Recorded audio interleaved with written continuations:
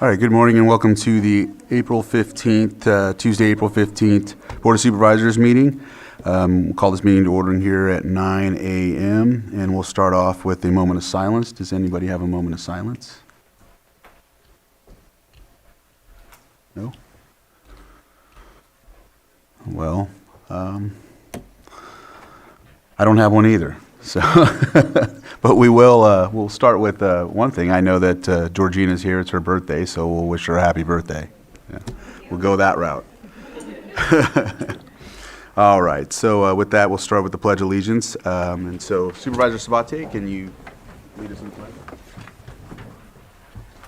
I pledge allegiance to the flag of the United States of America and to the republic for which it stands, one nation, under God, indivisible, with liberty and justice for all. Thank you for that. Okay. Any extra items to consider that are not appearing on the agenda? We have no extra items. No extra items. Approval of the consent agenda. The consent agenda is approved in one motion, and if they're non-controversial. But if there's somebody who wants to pull one, we can discuss it further at length, and anybody from the board or from the public can pull this item. I know right now we have 5.7 that will be pulled until April 22nd. And are there any others from the board as of right now? All right. Oh, okay, that will be at the, we'll take that up a little later, yeah. And so with that, I'll open it to the public if there's anyone that would like to pull an item from the agenda, consent agenda, that is. Thank you. Good morning, board and staff. I'm here representing my position as the Secretary of the Upper Lake Community Services District Formation You state your name, Commission, please. Julia Carrera. And we'd like to pull 5.10. The board asked me, knowing that I'm here every Tuesday, to request that. We are finishing up the budget. Okay, well, we can talk about that when we bring the item later, but you want to pull 5.10? Yes, please. Okay, thank you. Thank you. Are there any other items anyone would like to pull from the consent agenda? All right, anyone on Zoom? All right. Bring it back to the board for action. Mr. Chair, I move to approve the consent agenda with the exception of 5.7 and 5.10. Second. I have a motion and a second. All in favor? Aye. Any opposed? Motion carries. All right. Let's see, we're at 9:03. Perfect. We'll move on to 6.1, or public input. If anyone would like to come to the microphone and talk about a concern or would like to make a public comment about anything that's not considered on the agenda already, you can come up for 3 minutes and speak about that issue. Just know that the board is not at liberty to basically discuss the issue until a later date. But I do have one here from Nancy Rizika. I know you wanted to come up, and if you do come up and you haven't filled out a form, you can do so. She has it. Yep. No, and I have yours, so you're good. Oh, okay. Yeah. I have 7 copies of what I'm going to tell you here, so you can follow along and see the attachment, including one for county council. Thank you. Thanks.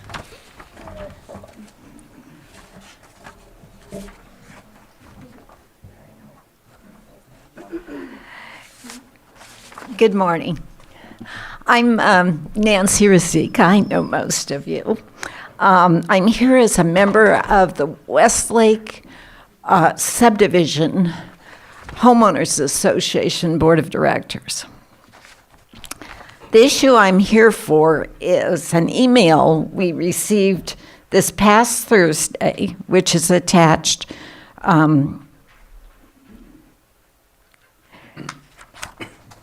stating, it's from Alan Miller of Special Districts, stating special districts is not responsible to repair a 1 to 2 gallon per minute water leak on Lakeshore Boulevard in North Lakeport. which I called them about because I could see a lake in the right-of-way opposite my home. He states it's probably in lines crossing Lakeshore Boulevard in the county right-of-way, but it appears to have ceased, and their excavation area is covered with a large metal plate and 4 large orange cones. It is blocking the westerly bicycle lane partially and the school bus stop. The Westlake Homeowners Association should not be responsible, as Mr. Miller states, for repairing the water district's transmission lines, especially not in the county right-of-way. We don't have the equipment. There have only been 3 water transmission line leaks in Westlake subdivision during the past 40 years, and 1 sewer line blockage that I can recall. It's a good system. Let me give you the history. Westlake Homes is a 54-lot single-family home subdivision established as a senior community in the 1980s. The UNRU Act came in, and there are too many stairs in the development to continue to qualify, so we have both families, retirees, and young professionals now. It is located between Parkway and Lakeshore Boulevard with lakefront access at the Marina Clubhouse on Lakeshore Boulevard to the south of Westlake's lots number 1 and 2. I happen to live in lot number 2, so I can see from my second floor leak across the road. Since its inception, Westlake has been served by North Lakeport Sewer. Starland Development Company of Santa Rosa created Starview Mutual Water Company. Each lot purchased received 1 share of stock. Starland's partner was a Santa Rosa savings and loan that was shut down during the 80s savings and loan crisis, and the FDIC ended up with Westlake, Federal Deposit Insurance Corporation, which insures banks. For about 8 years, sales ceased out at Westlake, but some homes had been sold. The County of Lake decided to create a new North Lakeport district for water and needed the 54 hookups to make the district feasible and qualify Nancy- for funding, which included an FHA loan. Nancy, your 3 minutes are up, so if you can wrap up, please. Yeah, I will. And they purchased the stock from each stockholder. Each home has a water meter and is billed bi-monthly for water and sewer. The 2 wells had to be capped. We were forced to buy irrigation water. Okay, what I'm asking, please ask special districts to maintain their transmission lines to each meter. When you buy something, you maintain it. Thank you. Thank you, Nancy. Are there any other folks that would like to provide public input at this time? Any on Zoom? All right. With that, we will move on to our next item, which is the pet of the week.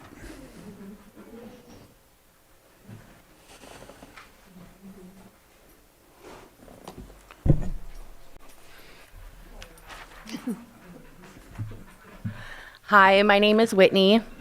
I work for Lake County Animal Care and Control. Today we have with us Wheezy. She is at risk for euthanasia. She's approximately 1 year old, Bull Terrier mix. She's a very sweet girl. She's had a rough start at her life. She is super sweet and just wants to run. Plays great off leash with a high energy neutered male. She hasn't been tested with females, but we can test her.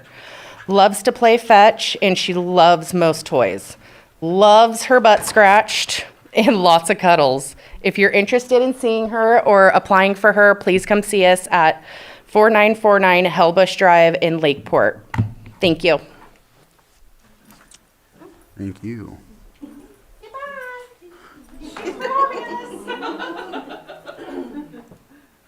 You know, there was public input in the, I didn't see it, it was in the e-comments. Can I read it? Do I have to go, what do I do, Lloyd? Just as a housekeeping matter, you could reopen public input. Okay. Yes. Do I need to have a vote or just reopen it? You can do that by motion. Okay. Is there a, I move that we reopen public input. Second. I have a motion and a second. All in favor? Aye. Aye. Any opposed? All right, motion carries. And with that, I'll open public input once more. There was a comment by Bobby Dutcher, and it states, the county's road department did an excellent job last week repairing potholes on Elk Mountain Road. There was an ORV event on Elk Mountain this weekend, and hundreds of people went up and down the mountain, so the timing for the repair was perfect. I realize the department has very limited resources for this type of work, so the attention given to the road was greatly appreciated by everyone, both tourists and landowners. So I just wanted to read that as I seen it in there. All right. With that, I'll go back to the agenda and move on to 6.3, National Poetry Month Poem of the Week. Good morning. Should we come up here? Yeah, What's that? yeah, go Is ahead. it better if we come up? Okay. Either or. So we don't have to go back. Good morning. I am Brenda Marie Yeager. I am the Poet Laureate of Lake County. And thank you so much to the Board of Supervisors for proclaiming Poetry Month in April this month and for celebrating every week with us by having us here to read a poem of the month. I wanted to announce that Poetry Month celebration is continuing all month, and this Saturday we will have one of our major events, which is local Lake County poets reading their own work. It's a reading called The Shared World at the Lakeport Library here in Lakeport, and there will be a robust open mic after the event. So everyone, I know you all have a poem in you, please come and read your own poetry as well. Today we have a very special honor and guest to read the poem of the week, Georgina Marie Guardado, who is our former poet laureate. And it is her birthday today, so I invited her here today to do her favorite thing, which is to read poetry. Thank you, Georgina. Good morning, everyone. What time is the reading on Saturday, by the way? Oh, the reading on Saturday is at 2 o'clock at the library, and it's free. Please come join us. Well, thanks. And please consider adopting Wheezy. That poor girl is at risk for euthanasia. Thank you to the board for having me. So I'm going to read 2 poems today, actually. One of them is a library poem. Libraries are being targeted across the U.S. right now, and it's a good time to support your local library. Not only is it a place to borrow books, but it's also a place for community resources. So this poem is by Alberto Rios. Just a little backstory. Born in 1952, Alberto Rios is the inaugural state poet laureate of Arizona and the author of many poetry collections. He's received the Walt Whitman Award, and he served as Chancellor of the Academy of American Poets from 2014 to 2020. Don't Go Into the Library by Alberto Rios. The library is dangerous. Don't go in. If you do, you know what will happen. It's like a pet store or a bakery. Every single time you'll come out of there holding something in your arms. Those novels with their big eyes, and those no-nonsense, all-muscle greyhounds and Dobermans, all nonfiction and business, cuddly when they're young. But then the first page is turned. The donut scent of it all, knowledge, the aroma of coffee being made. In all those books, something for everyone. The deli offerings of civilization itself. The library is the book of books. It's concrete and wood and glass covers, keeping within them the very big, very long story of everything. The library is dangerous, full of answers. If you go inside, you may not come out the same person who went in. And the second poem is by a local poet. Both of these poets are Chicano poets, by the way. Vicente Zeta Colosian is a Lake County poet. He was born on June 12, 1992, and he was murdered on January 31st this year at Library Park in Lakeport. In honor of National Poetry Month, his poems are on display in poetry boxes around the county for the month of April. And this was a request from the Board of Supervisors to read one of his poems. And I thought I'd choose one of his mom's favorite poems, For Sam Haley by Vicente Zeta Colosian. This poem needs to be saved from itself. It is way over the hill. Words on dead wood long ago, it ceased to be profitable. You would be keeping it from being taken by its own dark and useless purposes. There are words in here over 1,000 years old. They have conspired with other creatures and have been spoken with air that has been inside the leaves of trees. These words, when spoken, are an ancient forest. Some of the words, they say, are no longer productive. Truth, love, compassion for all things. Hey, call the operators.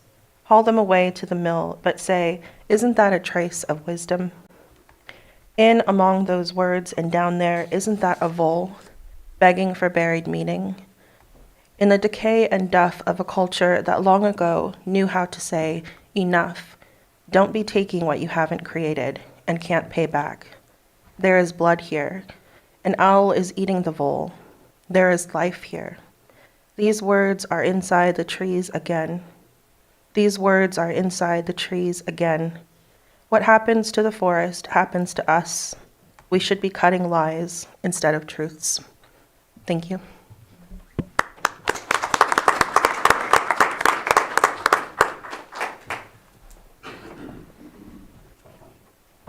Is there anyone that would like to comment on that public input on Zoom? All right. Well, thank you for reading that. Those were really good poems. Thanks again. Happy birthday. Yes, happy birthday. All right. Next on our agenda is item 6.4, presentation of proclamation designating April 13th through 19th, 2025 as National Public Safety Dispatchers Week in Lake County, and Vice Chair Rasmussen will be reading this proclamation.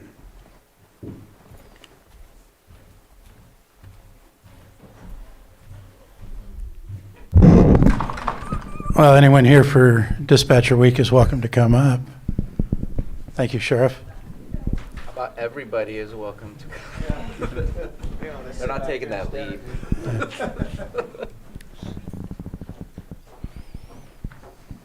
There you go. Well, I'm proud to be able to read this proclamation since in my previous career for 35 years, dispatchers here in Lake County looked after me, and they really are the unseen heroes of law enforcement. Law enforcement would not be able to do their job safely or respond to public concerns without them, so they're very important, and with that, I'll read the proclamation. A proclamation of the Board of Supervisors of the County of Lake designating the week of April 13th through 19th, 2025 as National Public Safety Dispatchers Week. Whereas emergencies can occur at any time that require law enforcement, fire, or emergency services, and whereas when emergencies occur, the prompt response of law enforcement officers, firefighters, and emergency medical professionals is critical to the protection of life and the preservation of property. And whereas the safety of our law enforcement officers and fire personnel is dependent upon the quality and accuracy of information obtained from citizens who contact the Lake County Central Dispatch Center. And whereas public safety dispatchers are the first and can be the most critical contact our citizens have with emergency services, and provide the vital link for our law enforcement officers and fire personnel by monitoring their activities by radio, providing them with information, direction, and ensuring their safety. And whereas the public safety dispatchers of the Lake County Sheriff's Office have contributed substantially to the apprehension of criminals, suppression of fires, and treatment of patients by exhibiting compassion, understanding, and professionalism during the performance of their job. Now, therefore, be it proclaimed that the Board of Supervisors of the County of Lake does hereby designate the week of April 13th through 19th, 2025 as National Public Safety Dispatchers Week in Lake County, and encourages all citizens to join in recognizing the commitment of our public safety dispatchers who dedicate their lives to serving the public to preserve the safety of our community. Passed and adopted this 15th day of April 2025 and signed by the Chair of the Board, E.J. Crandall. Thank you.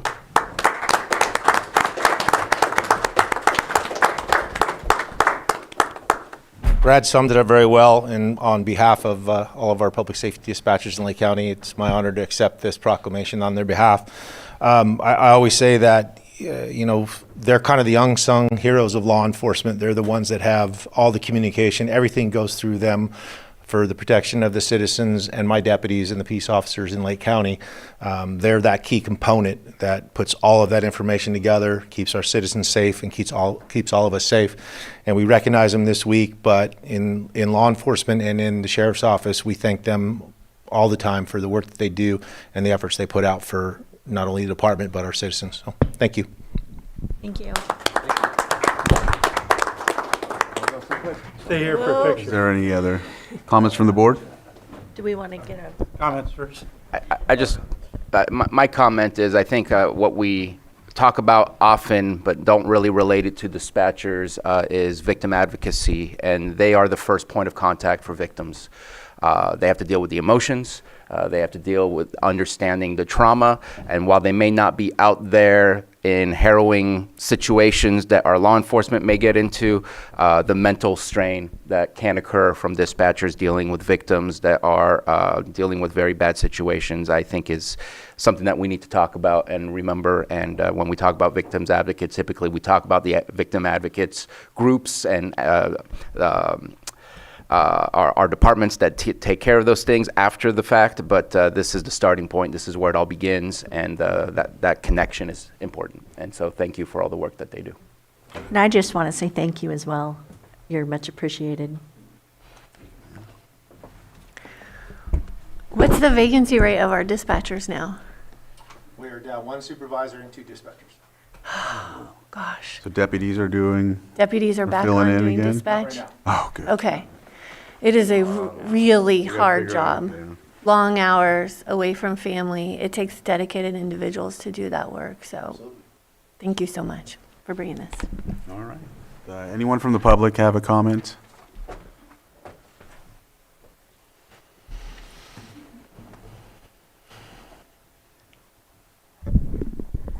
Hello, I'm Elise Jones, Director of Lake County Behavioral Health Services. I've had the opportunity to work with a lot of these gentlemen quite extensively, especially over the past year and a half, as we've really integrated our services, and it's been a great experience. And I know, because I hear about it from other counties, that that's not often the case. And so I'm really grateful for the leadership and just working better together. I'm looking forward to the future.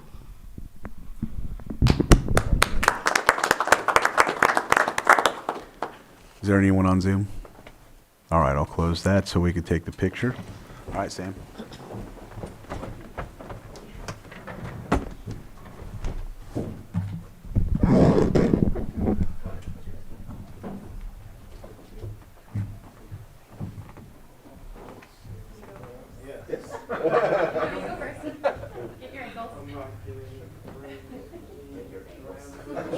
Okay. Oh, that was good. Let's do one more. Go ahead. All right, my turn. 1, 2, 3. Great, thanks so much.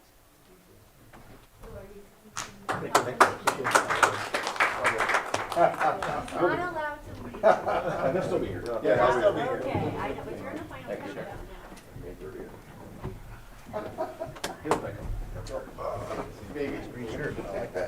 I need to get me one of those. It's money day. Gotta pay taxes. Oh, yeah. Is today the It's not a good day. snuck up? Oh, man. All right.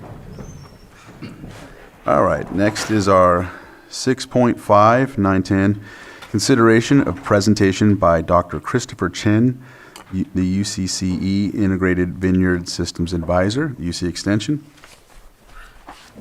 And you can come on up and sit at the on the dais here.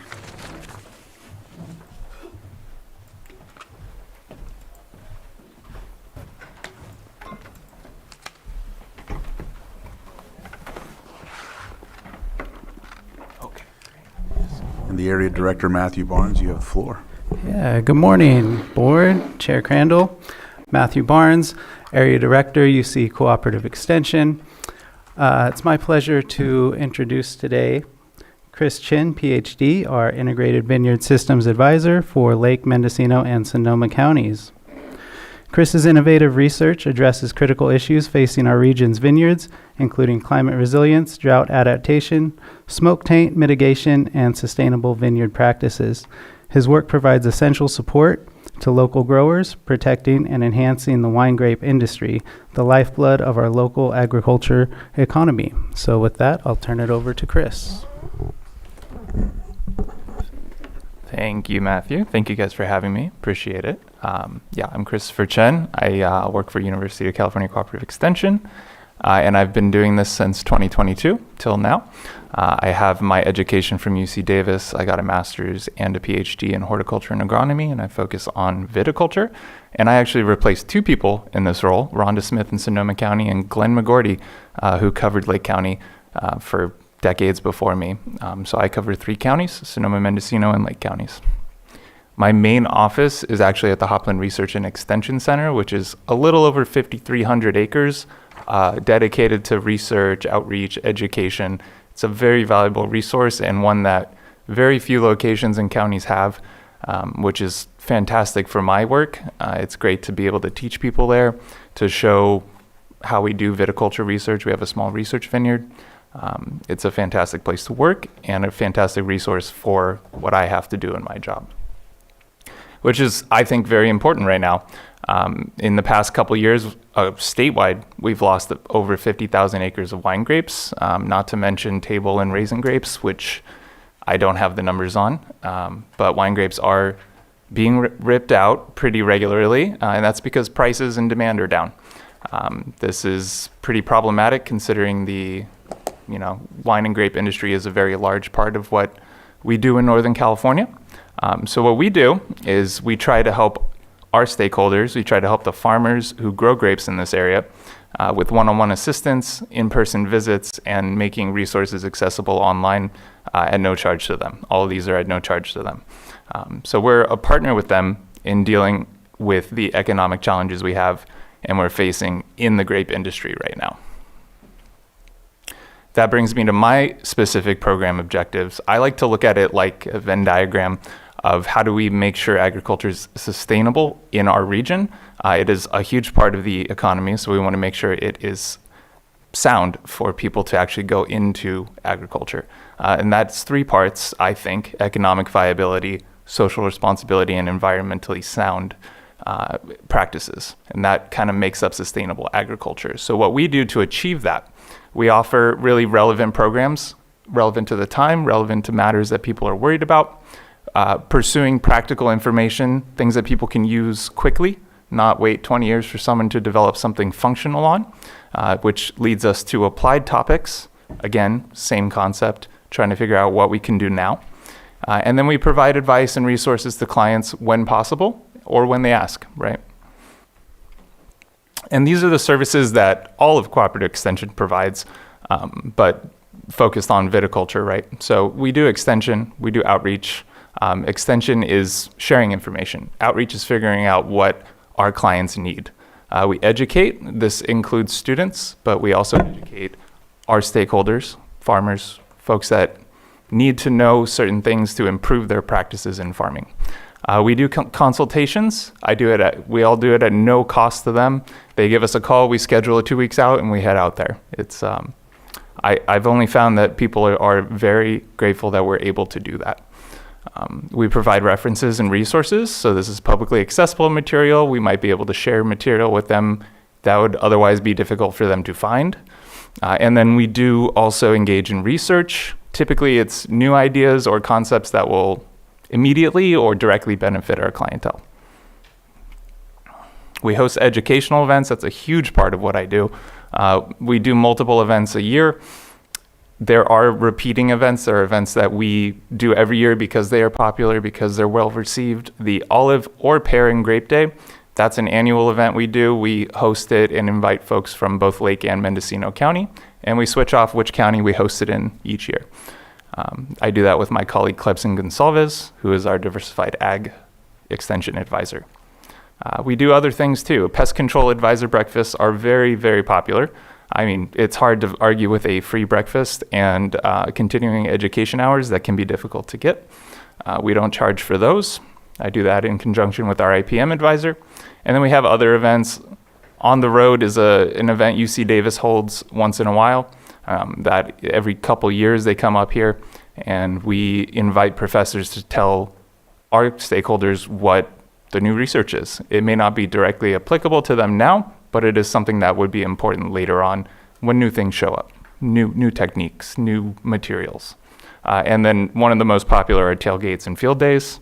Those are very fun. I enjoy those a lot. Get out in the field and really show people how to do the things we're talking about, hands-on. I also engage in research. About 20 to 30% of all of our time, any advisor is dedicated to research. I focus on figuring out how to deal with environmental challenges in vineyards. We get sunburn, we get frost events. Lake County got a pretty rough frost event a couple years ago. That was something that was brought to my attention. So I do work on that as well, looking at berry shrivel, avoiding sunburn, using light modification technologies. Rootstocks for drought recovery was a big one I worked on. Originally it was for drought tolerance, but it started raining, so it was drought recovery after that.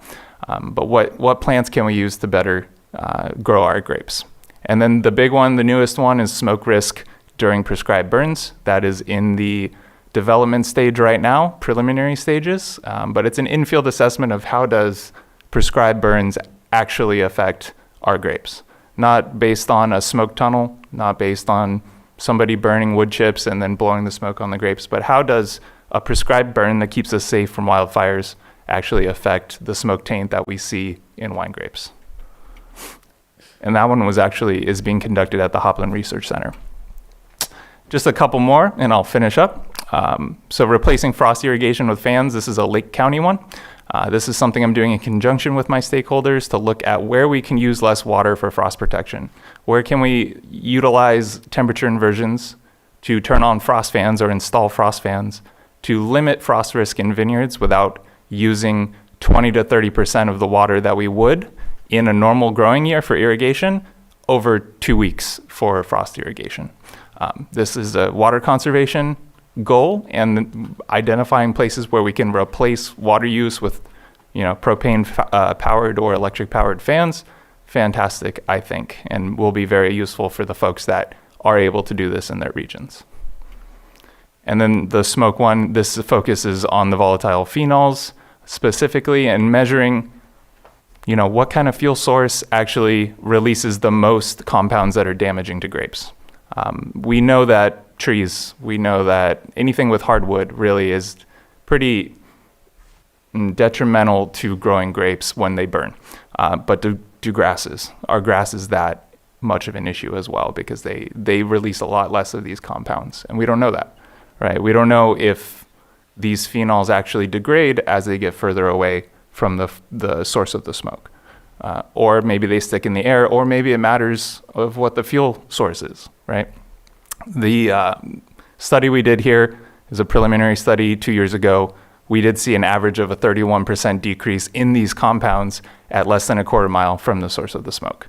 So there's a chance that it's not a huge risk, and we can focus on burning for fire safety without too much concern for the grapes. We should still be concerned for them. And in spirit with Pet of the Week, these are my dogs, and there's Blue on the right, Milo on the left, and I really appreciate your time. Thank you. Supervisor Pyska? Dr. Chan, thank you for coming, and thanks for arranging this, Matt.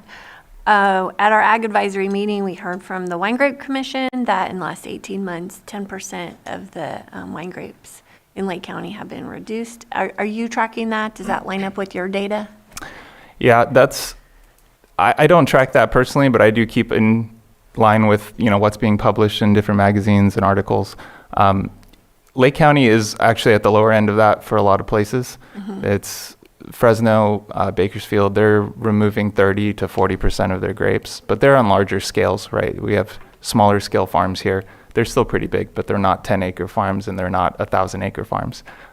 So I would guess, yes, that's about right. I can't say for sure, but it's happening all across the entire state.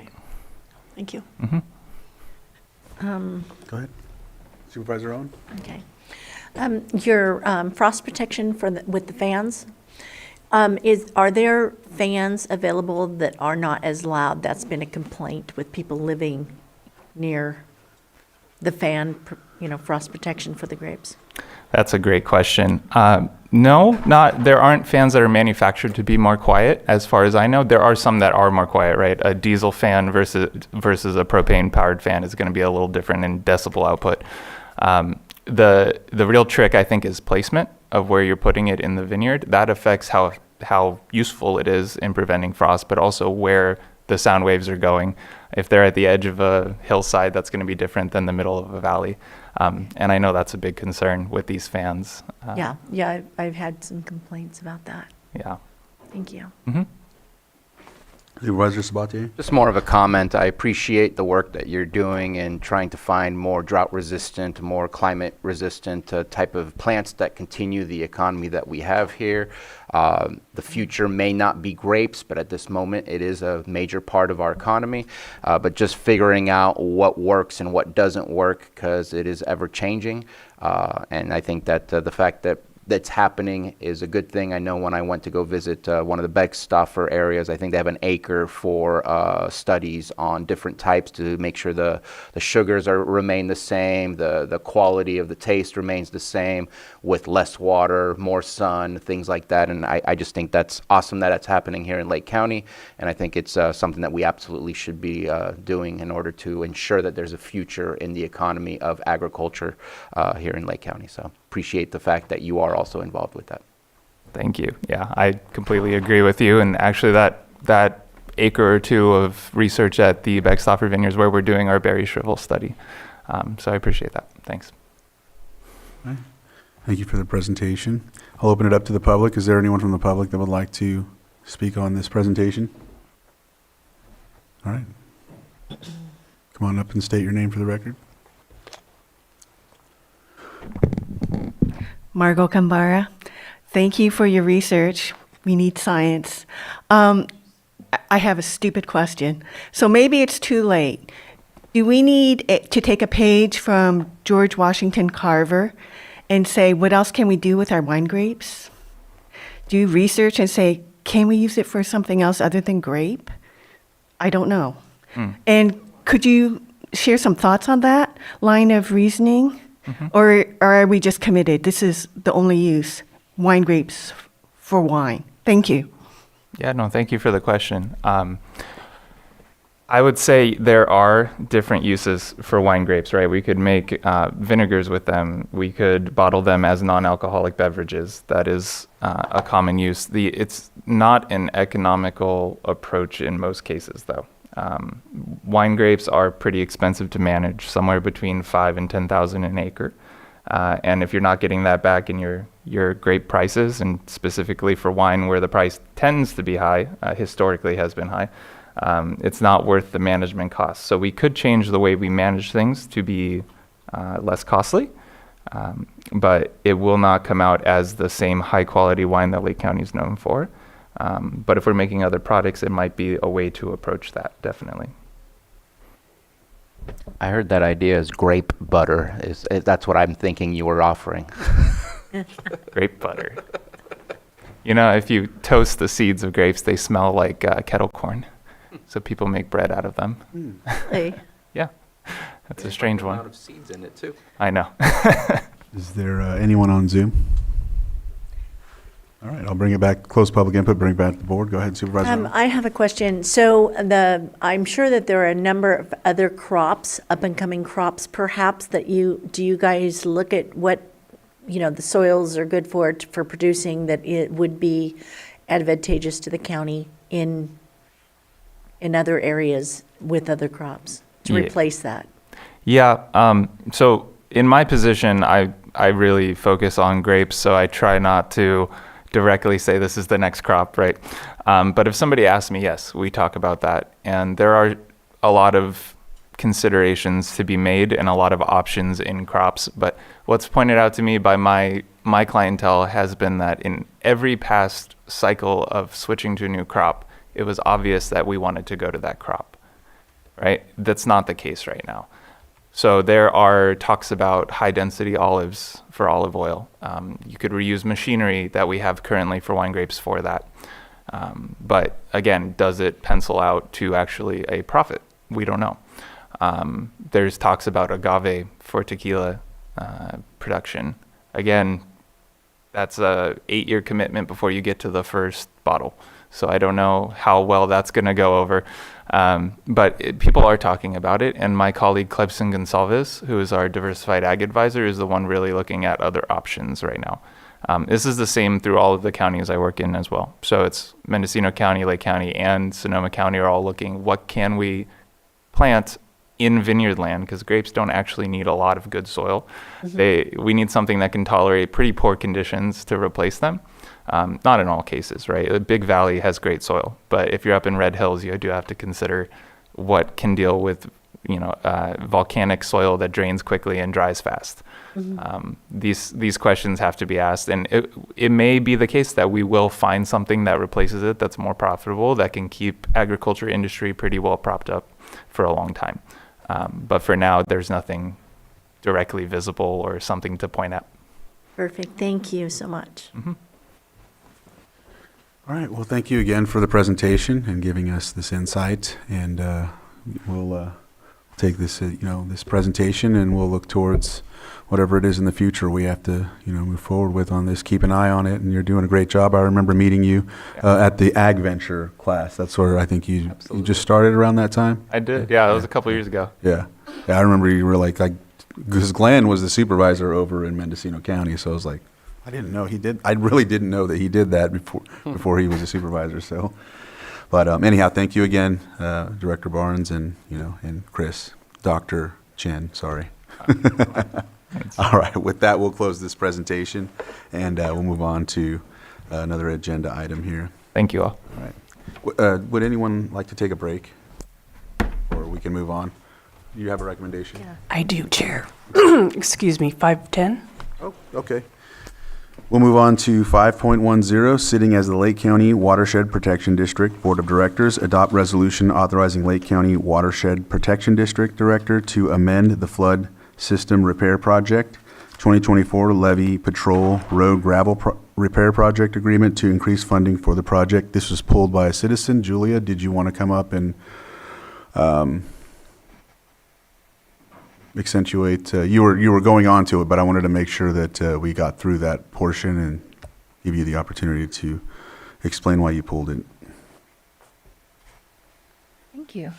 So the Upper Lake Community Services District Formation Committee wanted to pull this because we're in the midst of finalizing the LAFCO budget for application for a new community services district. And this affects our draft budget. So we'd like to understand why there's an additional 100,000, where that money's coming from and from the state. Is it associated in any way with the repairs to the scouring area on Middle Creek diversion? Prefer that any money spent goes on that, since it's continually deteriorating and scaring the community of Upper Lake. But we do need to know what's happening and understand, because it does affect our draft budget. Thank you. Quick question. How many people are on your formation committee? 4. 4, okay. And were you at the February Worth meeting? I think you were. I am the chair of the levy committee for Worth. Right, and so there was an explanation as to the Caltrans mitigation project that's explaining how they're going to be working on the area you're talking about. So either way, I know Water Resources is here, so I'll let them go ahead and answer some of your questions. I'm just reminding you because I remember that meeting and there was a lot of discussion about it, so I just wanted to clarify those. Thank you. This is about the budget. Thank you. Right. Well, it's about the levies. You mentioned that, and yeah, 4 people are concerned and are on this committee out of 1,200 people in Upper Lake, and you have Water Resources here that's going to answer your questions. So let's let them answer the questions, and we'll go from there. Okay. Whose Okay. questions? They're right here. So So this is the FSRP project, which is repair for the levee patrol road. So this has nothing to do with what was mentioned here before what was mentioned here, because this is like a totally separate project. This funding comes from the state. It can be used for only that specific things. We can't just use it for any other thing because that's a dedicated fund which has been proposed. And right now the situation is because we have already made that fix, like the repairing of the road itself, but our costs end up being like 10% more due to like some of the unforeseen situations. So we requested from the state to increase our budget, and that's what this resolution is about, saying the county is okay with accepting that additional funds. So that work has already been done. The expenses has been made. It is just like we are receiving those to cover our cost. It doesn't make any money available for any other things if we don't approve this. Supervisor Sabatier? Yeah, just a quick question. Approximately how much is that 10% increase? So this is maybe around 20 to 25,000. Thank you. Yes. All right. And so this is basically closing out the project that was worked on, right? Yes. Okay, thank you. Did you have anything else did you want to add, Linda? No worries. Not at this time. It's just being reimbursed. We went over budget, and so DWR is saying, hey, we're going to try to get you some more money. And so that they needed an updated resolution to account for those things. Thank you. And I know that in some of the presentations and discussions at Worth, I know that Water Resources is very eager to have DWR there to help basically kind of reference what you're saying, because a lot of times, for some reason, the county can mention this and it's not taken at face value. So I appreciate maybe next time if we can coordinate with them to be here so we can, this could help. Because I see what you're doing, and I've been a part of some of these discussions, so. Yep, we've been in conversation with Marvigan, and he's going to try to make it to the 15th. We're trying to see if our schedules, because right now is levy inspection, he does them all for California. Thank you. But we'll get him there. Yeah, so let me briefly address that thing. I think because that scour thing has been coming up like time and again, but we do have a plan to address that. Like we have a project in line, which is hopefully like in near future we will implement that, and probably that should address the type of some part of the concern which has been raised here. But because we don't have like a dedicated fund like which we can use for anything at any moment of notice, so that's why we have to plan for things like any scar or something, but it will be addressed. All right, thank you. The public input, so if you wanted to come back up and give your public input to this. Thank you. Thank you very much. So what I got from that is that the Department of Water Resources at the state level is where the money's coming from. So if you can just continue on with your three. And that this was the work done on the road, but what I don't understand is what was the unseen reason for the increase. I know it's only 25,000, but again, with the LAFCO budget, we need to adjust it. So we'd like to understand. Thank you. And so I don't know why the LAFCO budget has anything to do with this, but I'll go ahead, Director Padje. So actually, I think we did, like initially we planned for like about a mile, say for an example, about a mile. So we did like mile and another 200 feet or 500 feet of thing. So that's what adds up our cost. Yeah. All right. All right, are there any other comments or questions from anybody? Anyone on Zoom? All right, I'll close public input, and we'll look for action if anyone is willing to. Mr. Chair, if you don't mind, I offer the resolution. Resolution has been offered. Right. Okay, we're directors. Director Owen? Aye. Director Sabatier? Aye. Director Rasmussen? Aye. Director Pyska? Yes. And Director Crandall? Aye.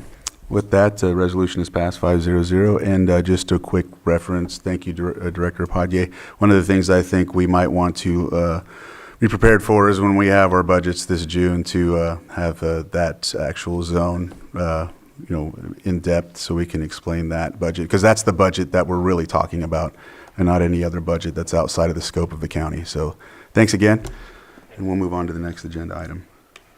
Would you have a recommendation? Yes, I do, Chair. 7.2. 7.2, so we'll move on to that. Consideration of the use of staff time in excess of 8 hours to research a request received from the office of Congressman Mike Thompson, and this is brought forward by Supervisor Owen, but I know that you also wanted to. Yeah, at this time, I don't feel that I need extra time. I've got some research I want to do myself before I figure out where I'm going to go with this. So this has to do with the Coast Guard station outside of Middletown, north of Middletown, and I would like to hold off on asking for hours until I know if I need them. Did you have a date that you wanted to pull it until, or? No, I'm doing some research right now, and then I'll bring it back when it's necessary. Okay. Is there anything to add, or? Public comment. Lloyd? Just, Is there anything to add or anything like that, or we just move on to public comment? correct. All right, so I'll open it up for the public. Is there anyone from the public that would like to speak on this? It looks like this is going to be pulled until a later date. Supervisor Owen would like to research further on this item. I just have one question. Go ahead, Supervisor if I may. Spati. And I know that I may have the chance to see the documents received from Congressman Thompson. Is there a timeline on there of when we're supposed to provide a response? I didn't see a timeline on it, and when you put this on the agenda, did you include the letters? No, we did not. Okay. Is that something you'd be willing to do, to share with the rest of the board, or? We can resend them to the board. Yes, thank you. Okay, both letters? Yep. Thank you. Yeah, so I just, I know you mentioned you wanted to do more research on your own. I know that this was brought to ask for staff time for research, so you're the sponsor on This, well, actually, the staff had recommended that this be put on the agenda. Okay. I wasn't really sure if I was ready for it yet, so they had put it on. This came up on, was it Wednesday or Thursday last week? Yes. So I spoke with them about it, but I have a lot of questions about it, and I'm doing some of my own research right now. Okay. And then I have one major question, and I'm trying to find out where I would go to find out if there's any contaminants on the property, et cetera, so. Well, it's your item, so, Yeah. okay. Absolutely. So what we'll do is pull to a later date to be determined, is that, all right, so I didn't close public input, but I'll close it now since no one's come up, and we'll go ahead and move this to a later date to be determined. All right, recommendations. 7.3. 7.3, consideration of amendment number 1 to the agreement between County of Lake and Davis Guest Home Incorporated for adult residential support services and special mental health services for fiscal year 2024-25 in the amount of $330,000. We have Director Jones here from the Behavioral Health Department.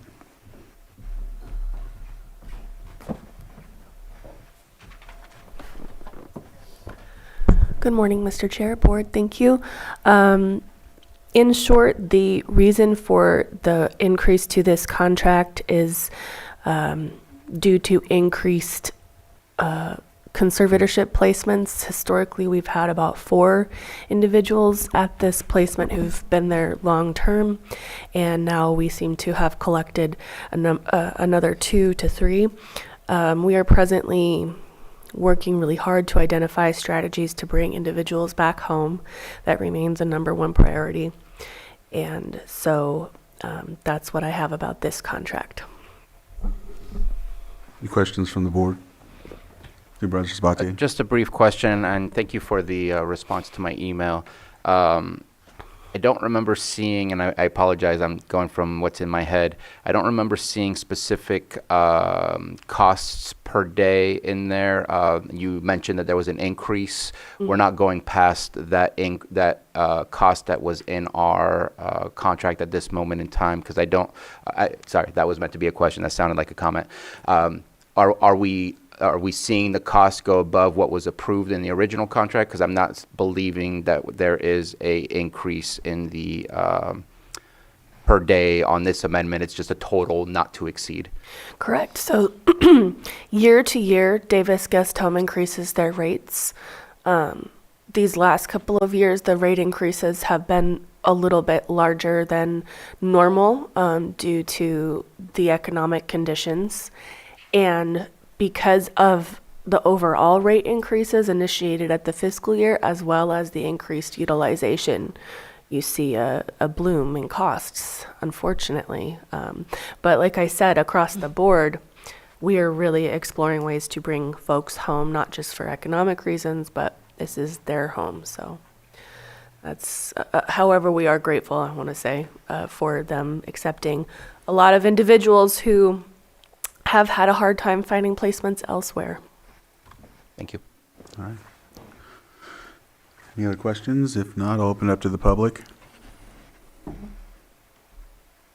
Not seeing any, I'll bring it back to the board for action. Mr. Chair, I move that we approve amendment number 1 to the agreement between the County of Lake and Davis Guest House, Inc. for adult residential support services and specialty mental health services for fiscal year 2024-25 in the amount of $330,000 and authorize the chair to sign.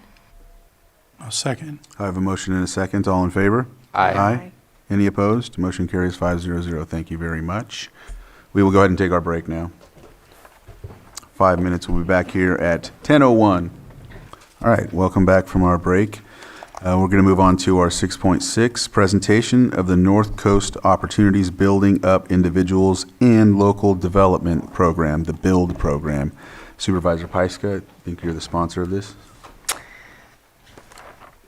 I am. Come on up. North Coast Opportunities Build Program. We have Derek Fiedler, Justin Gaddy. This is a project that we have presented on several times before. We have a spring cohort that I think we're going to get an update for. And I don't know, do we have a funding update that we can share yet? Yes. We have numbers. Yes. Okay. So this program is just one of the things that I'm so proud of and so happy about. Just this is what generational change looks like. And I will hand it over to Derek, our program manager, who will walk us through everything that's new with the program and updates for our new board members, and hopefully share this new funding news. Okay. Thank you, Supervisor. Actually going to have my director, Justin Gaddy, start us off. Good morning, Supervisors, community partners. Thank you for the opportunity to speak to you today. My name is Justin Gaddy. I serve as the Director of Community Wellness at North Coast Opportunities, or NCO. We are a nonprofit community action agency that proudly serves Lake County since 1968. Our mission is to support individuals and families in achieving self-reliance while building stronger, more resilient communities across the region. North Coast Opportunities was originally established in the 60s as a part of President Lyndon B. Johnson's War on Poverty. While we began serving Lake and Mendocino counties, NCO has expanded to Del Norte, Humboldt, Napa, Solano, and Sonoma counties. Over the decades, NCO has developed a wide range of impactful programs from early childhood through Head Start to numerous community impact initiatives that address and evolving needs to our communities. As part of our commitment to Lake County, NCO operates several key programs under the Community Wellness Department focusing on community development, fire resilience, volunteer engagement, and disaster recovery. These include home hardening programs, the Volunteer Network, disaster case management, and the BUILD program. This morning, I'm especially proud to highlight the BUILD, or Building Up Individuals and Local Development Programs, a hands-on construction training workforce development initiative. This supports local residents through a paid 4-month earn and learn model, equipping participants essential trade skills and creating pathways to a long-term employment in the construction industry. In doing so, the BUILD program helps address urgent and local needs around housing, economic opportunity, and workforce development. To provide a closer look into the programs and recent programs' success, the future goals in Lake County, I'd like to introduce Coordinator Mike Willis and Derek Fiedler, Project Manager of the BUILD program. Thank you for your time and your support and your continued partnership. So the BUILD program is unique because it combines doing work out in the community with paid apprentice-based hands-on training. So today we're going to be sharing about our construction fundamentals track. Here's a timeline of what a typical cohort looks like. We have one in fall and we have one in spring. We start out by receiving an average of about 60 to 65 applications, and then we narrow that down with interviews, and then from there we go into our workshop week. This is kind of like a period where we can get a clear picture of what they're about and what the program is about. And then we have 4 months of paid training, which is approximately 400 hours of work. People that qualify for the BUILD program are 18 and over. They have to be experiencing some type of barrier to employment, whether it's a lack of experience or homelessness, transportation, justice involvement. And they have to indicate that they are motivated to begin a career in the trades. There's a picture of hands-on workshops as well as in the office workshop. That's Danny Dix with Accurate Development Construction, and he's providing a master class of career in the trades for our workshop attendees. Once we narrow it down to 6, so we go from 60 all the way down to 6 paid training. That's probably one of the most difficult parts of Mike and I's job.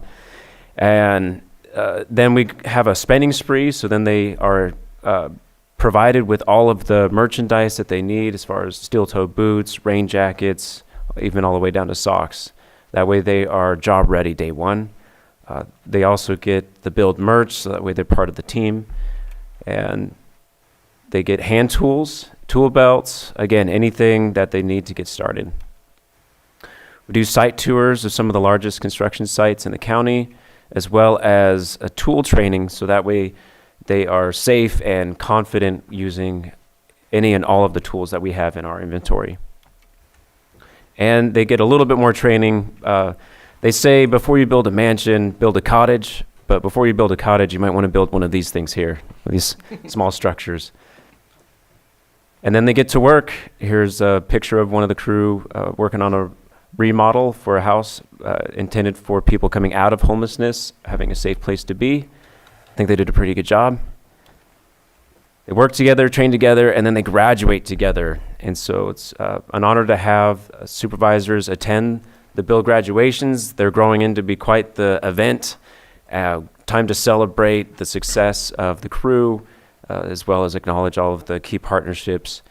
Really, the goal of the BUILD program is to provide as many opportunities in a 4-month window as possible for people to, change their trajectory. And we're starting to see that now that we're 5 years in. Mike will talk about that later, but I just got to say we recently had someone reach out and say, I just bought my first house. And so we're starting to see these like long-term, career and life changes in people's lives. But here's kind of like the secret to our success. We have a strong mentorship and coaching support. We have case management. Sorry, it looks like those boxes kind of shrunk when it went from file to file there. Everyone's a coach, so we have a staff culture where everybody has coaching moments, from people that actually have job titles as career coach to folks that even have administrative assistant. We've seen that there's opportunities to be coaches. Creating opportunities for exposure and experience, as well as employer networks, so that way people are well connected in their career advancement, and of course addressing any tool gaps or skill building. So for the last approximately 5 years, we've had a total participants of 48, 36 of which have completed the on-the-job training with the BUILD program, which is at least 300 hours, although we do aim for 400.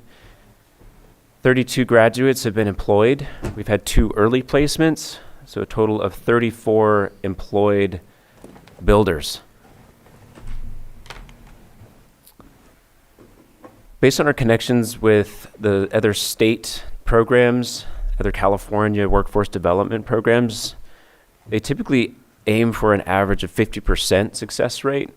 We're proud to say that we have an 89% success rate. So graduates of the BUILD program, 89% of them are hired, find jobs either before right at graduation or after graduation. I want to highlight one of our key partnerships at Mendocino College at the Lake Center in Lakeport.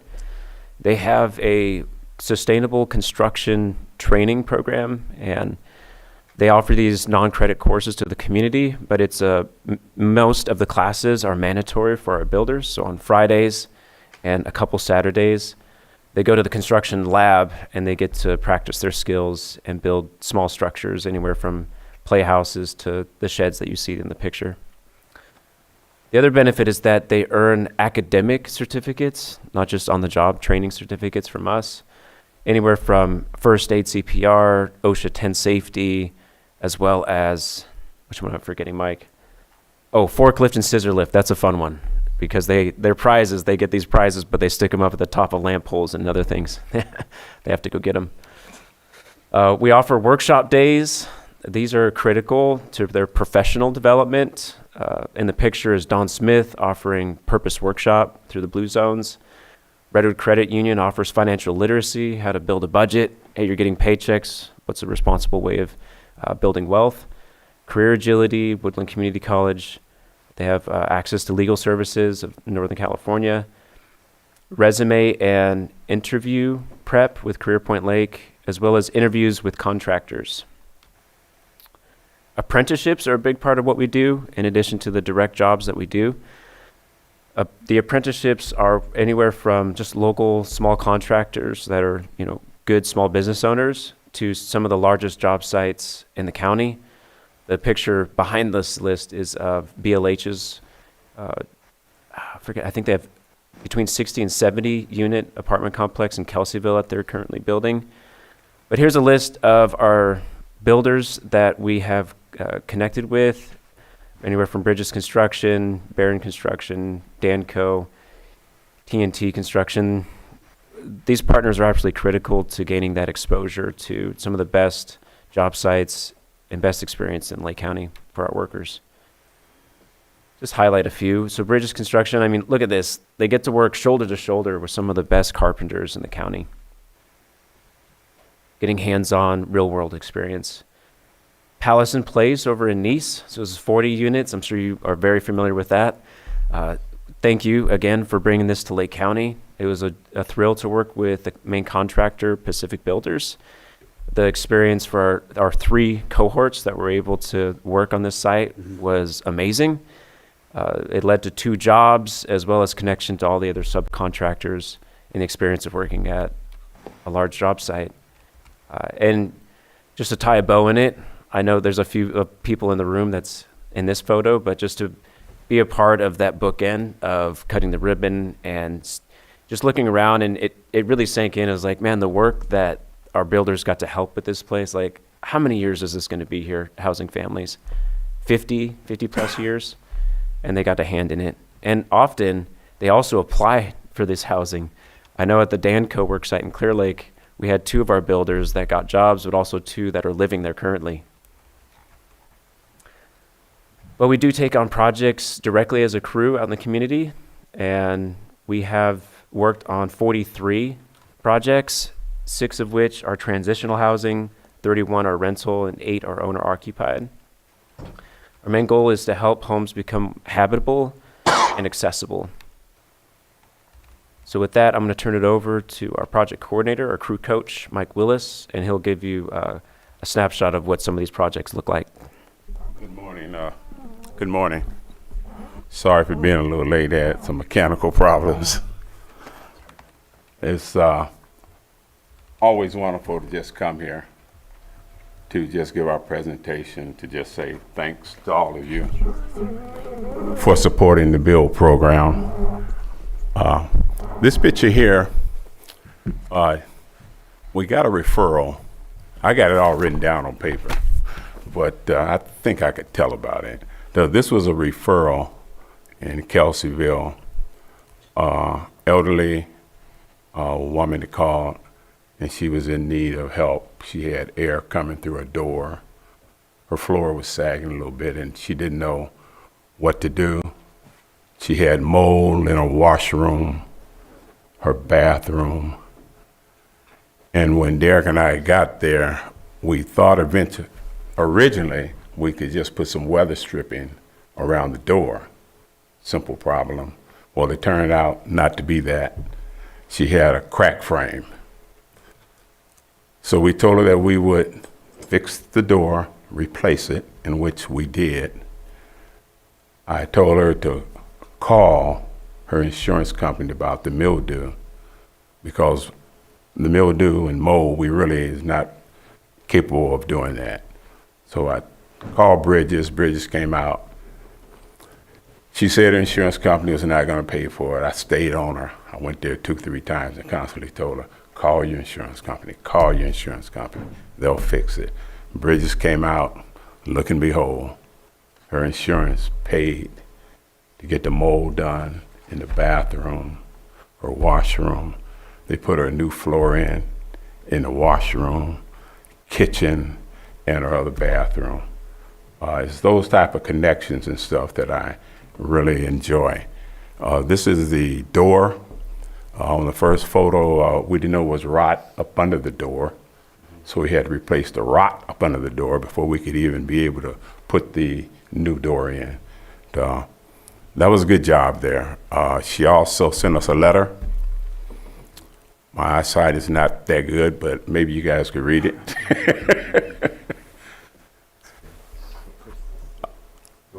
Yeah, read it. Yeah. Okay, it says, from Deborah, it says, Dear Mike and crew, thank you for purchasing and installing a new front door in my mobile home. You guys went above and beyond. I appreciate all that you have done for me, as I don't have the money for things like that. Sincerely, Deborah. It's little letters and those appreciation words that motivates Derek and myself and Justin to do as much as we can for each and every one who called. This particular job was in Kelseyville. This was another referral. We get so many referral jobs. We have jobs, but referrals keeps coming in. It's hard to keep up with all the jobs. This job was in Kelseyville. We got there to the house. In the shower, that's the floor up under the shower. The shower itself was broken because the floor started sinking. So it was all cracked. The water was going through there into the flooring. So the floor had to be replaced. We had to put a new bathtub in, new inserts all the way around. Had to put the door in. This particular job was even more special than the other one. Elderly lady. Her daughter had moved back with her mom to take care of her. Her daughter had stage 3 cancer. She was going to treatments. Her mom and I, we talked a lot while the work was being done. She expressed to me that she didn't have the money or funds to have this work done. She told me that she had prayed and hoped that someone would come and be able to help her solve her situation. I'm glad that the Bill program was able to be there to help her. This is her speaking. A brand new shower, which we have today. Been waiting for a long time for something like this. I'm totally grateful. I couldn't be more grateful than to have something so beautiful and new as this is. And eventually, things are going to get better in my home. I thank the Lord for that. All right. Thank you. Once again, I just started to get their testimonies.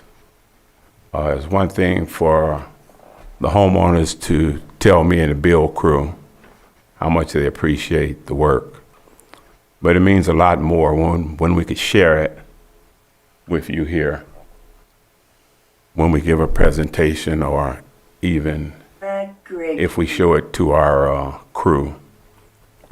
We have probably 2 or 3 more testimonials on videos just like this. And once again, we just say thank you for supporting us. Okay, now we're going to talk about this graduate here. I can't tell you his name, but he works for Right on Time, AC.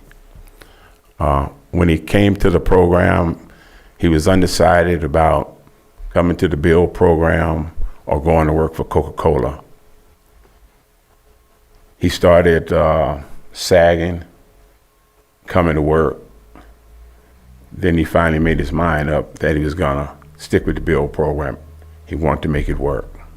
During the course of the 3-month period, he encountered a situation on the job where Clear Lake is a small community. People know people and people gossip and talk. He came to me and told me that he wasn't going back to that job. And that was it. And I had a real coaching moment with him. And to put it simple, I just told him, don't let no one stop you from achieving your goals. Irregardless of what they say to you, if there's not physically harming you and stuff, you go back to that job site. Don't worry about what they're saying. You stay there and you work. You're working for your future. You're working for your family. Make a long story short, he went back. He came back. I think Derek was in the office when he came back, and he thanked me. He graduated. He got a job at Right on Time. At Right on Time, I think the first week he pulled up in front of the office, and this is a picture of us with his Right on Time truck, and he's been working there ever since. He just had another baby. Good success story, but I could go on and on. We got people graduated. They are firefighters. Some work for Jonas. 2 have been employed by Right on Time. By Valley Glass. And the list just goes on and on. We had one young man yesterday come into the office. He graduated 2 crews ago. He wasn't that spectacular or anything, but the last week and a half of the course, he started rising to the top. He didn't get a job. No, he did get a job when he graduated. It only lasted 2 weeks. But he stuck to what we were teaching him about life and how he has to keep on pressing forward and going on. He came in office yesterday. He'd been working for Amazon for about 1.5 years now. He told us also that he's taking a course to be a lineman. And he just thanked Derek and I for just being there for him. And we made a big change in his life. If we could just do that with each and every one of our young men and women, then the Build program is a success. I could keep on going because I got some more stuff for you. That helps. But but I know we have a limited time. It's just one more thing, if I could just say, with all these young men and women graduating, I sat down one day at my desk and I did the math on how much money a month these young men and women bring right back to Lakeport. And that's what this program is all about, building up these young men and women and having them to live right here in Lakeport, putting money right back in the community and sharing their stories about the Build program with other people. That's it. Oh, thank you for that. Yeah, thanks, Mike. So just a couple more slides here. So in addition to the housing that we work on community enrichment projects where we can. Our priority is the housing, but where we can, we like to do projects like the gazebo over in Clear Lake, in collaboration with Barbara Kreiswitz and her merry band of volunteers. Our build crew was able to make repairs and then painted the structure as well. Okay, yeah. Yep, that's a good one, Sam. Thank you. Yeah, so that is the summary and a window into our construction fundamentals track of our build program. So for folks that are interested in applying, they can go to our website, ncoinc.org/build. They could scan the QR code while it lasts, because I'm going to go to the next slide in a sec. Oh, there it goes. Sorry, I hope you got it. We're going to be opening up the applications June 15th, so make sure to get it in before August 15th for the 6 paid positions for the fall crew. We're excited to also announce, back. We're also excited to announce that we have additional tracks coming in. So hopefully by the end of the year, we'll have a specialty track in addition to the one I shared about today. For those that want to go into the HVAC and solar field, we'll have a crew that's specifically just for that, another paid crew. And the cool thing, the part I like, is that whenever people graduate, there's some that are like ready to go. Obviously, like some already have jobs lined out a month before graduation. Others, they graduate and they're like, I wish I could apply again. Can I apply again? And they just need more time. This allows us more time, offering these, I call them 201 tracks. So they could do four months in this fundamentals track, but then they could apply for these. That way they could stay in the nest or stay in the program for up to a year, even a year and a half. That goes towards, if they want to get a contractor's license, all of those hours add up. And for folks that are motivated for that, it'd be great for the build program to continue to offer programs like this.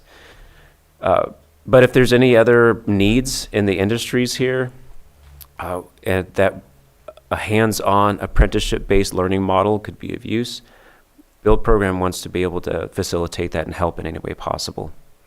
Okay, now next slide, Sam. Thank you. Okay, now the numbers. I don't know if you could do it full screen because the numbers are kind of small. So the total revenue of our ARPA Lake County grant is, originally it was $800,000, and then now it is $1,065,000, thanks to the $265,000 extension that went through at the end of last year. And this gives you a look at how we've spent the money since 2022. These numbers were in combination with another smaller grant that we had called Breaking Barriers. So some of these line items look like they're much larger than they are because we use this grant to pay for things that the other grant couldn't.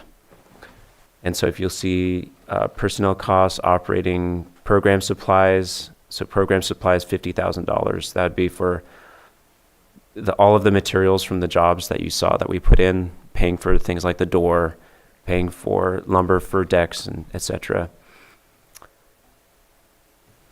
We have spent $790,000, so just about at that original $800,000 mark. So we're excited to be able to use the extension, the $265,000, for the remainder of this year. Okay, next slide. Here's our contact information. Encourage you to get in contact with us, phone, email, or on the website. Thank you. Really appreciate the opportunity. Supervisor Pyska? Yeah. Do you want to talk about the next round of funding? Can we talk about that yet? Well, some of them we can't. I know at one Yes. point we had up to 8 different grants that we were applying through. Okay. So I won't put you on that spot then. I would love to dive into it, but yes. And so maybe we'll get an update on that soon. This, just for our new colleagues, this when the county received the American Rescue Plan Act funding, we had this opportunity to invest $800,000, and then because that money all had to be spent down by the end of 2024, there was some extra. So that's how we have this spring cohort going. It's the only way that we had this spring cohort funding. So this investment has fundamentally changed the lives of people in our community who need it the most. And it was not a handout, it was a hand up. And these two guys, if you come to the graduations, which I encourage you all to come to the graduations, you will cry. But you will hear the stories of how they've been coached with life lessons and tough talk, hard conversations. You don't let these folks get away with anything, right? You hold them accountable, Mr. Mike, you do. And that's what they need to change their lives, get their lives on a new path, provide for their families. And I can't believe one of them's buying a home now. That is incredible news. So we are continuing to look for funding so that we can keep this program going, because it's not just these folks that are in the program that their lives are being changed, but we're always hearing the stories of the people that need work on their houses. You know, we heard last year about the woman who was, her house had a fire in it, and she got back in her house for Christmas, and she had no other way to fix her home. So it's hitting our community on so many different fronts.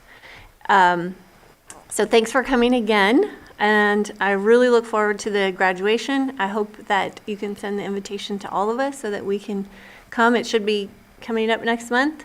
Is it in May sometime? Yeah, it's going to be either May 21st or 22nd. Just have to confirm that, and then we'll send the invite to you. Yeah. So, incredible success story. I appreciate all that you do for these folks, because you will do whatever it takes to get them across the finish line. It's a small group, but that small group has a big impact on our community. So thank you so much for everything that you do, and thanks for coming again for this presentation. Thank you. All right. Thank you. Yeah. Supervisor Sabatier? So, thank you for the presentation. Appreciate the work that you do. And yes, those graduations are outstanding. And in fact, the reason I want to say something is because of something that Mr. Mike told me during graduation. I think he got in trouble for saying something to me. But you said that's your MO. If there's a way, if we're not already planning to do it, and I think it was a good idea, so I want to share to see if it's possible as we progress into our plan for developing housing in Lake County, to try to embed, or at least offer to embed, the idea of being open with working with the BUILD program. They seem to be finding ways to work with many of the projects that are happening here, but to try and embed it in there to make it an easy, open relationship so that they don't have to break through any kind of barriers. I know, for example, at the courthouse, there seem to have been some barriers. You got connected, but not necessarily possible. But for other projects, if we can make it easier, we're already kind of helping to fund this program. We're seeing the successes of this program. If we can embed them in some of the contracts that or agreements that we make for future development, I think making sure that they have access to those developments to make it as simple as possible, and we gain and benefit from all the experience that they're providing to all these young men and women. If it's something that's doable, love to see it happen. Thank you. Not forgotten the comment that you made. Thank you. Appreciate it. I think this is, I know when we had this presentation last year, I was just really impressed with it. I think the thoughts back to when I first got on, having issues with people having the opportunity to build in general. No pun intended about the name of the group, but people were taking priority, or contractors were taking priority in Sonoma at the time. Because, I remember that being an issue, so folks weren't able to hire here. Now you're training folks and getting them in this program who are embedded in the community, which will, encourage more likely them to stay here and work, If they do go off, that's fine, but at the same time, they come from here. You've helped build that program, and that's just, I think this is going to help with that to continue forward. So I'm excited to find out about the funding coming forward. I know how that goes. So, but yeah, just thank you again for the work you do with these folks. Yeah. Anyone else from the board? Anyone from the public that would like to comment on this item? Zoom? All right. Well, thank you again for the presentation. Keep up the good work. And I do want to have you back when you have the new tracks defined, Yes. so that we can talk about what those programs look like, because that's important. Yeah. Thank you. Yeah, as soon as we get that go ahead, we'd love to give you another presentation. We'll let Mike tell a couple more stories. And, we'll go from there. Those are good stories, by the way. Yeah. They really help. So I appreciate hearing that, that direct connection, the actual empirical knowledge that everyone's going through. And there's more to just training on building houses, is, teaching them about life, So thanks again. Thank you. Yeah, thank you for the investment, and thank you for the opportunity to share. CEO, 5 minutes? Please. We will take 5 more minutes here for a break. We're coming up on our 6.7 following that. So, all right. Yeah, thank you.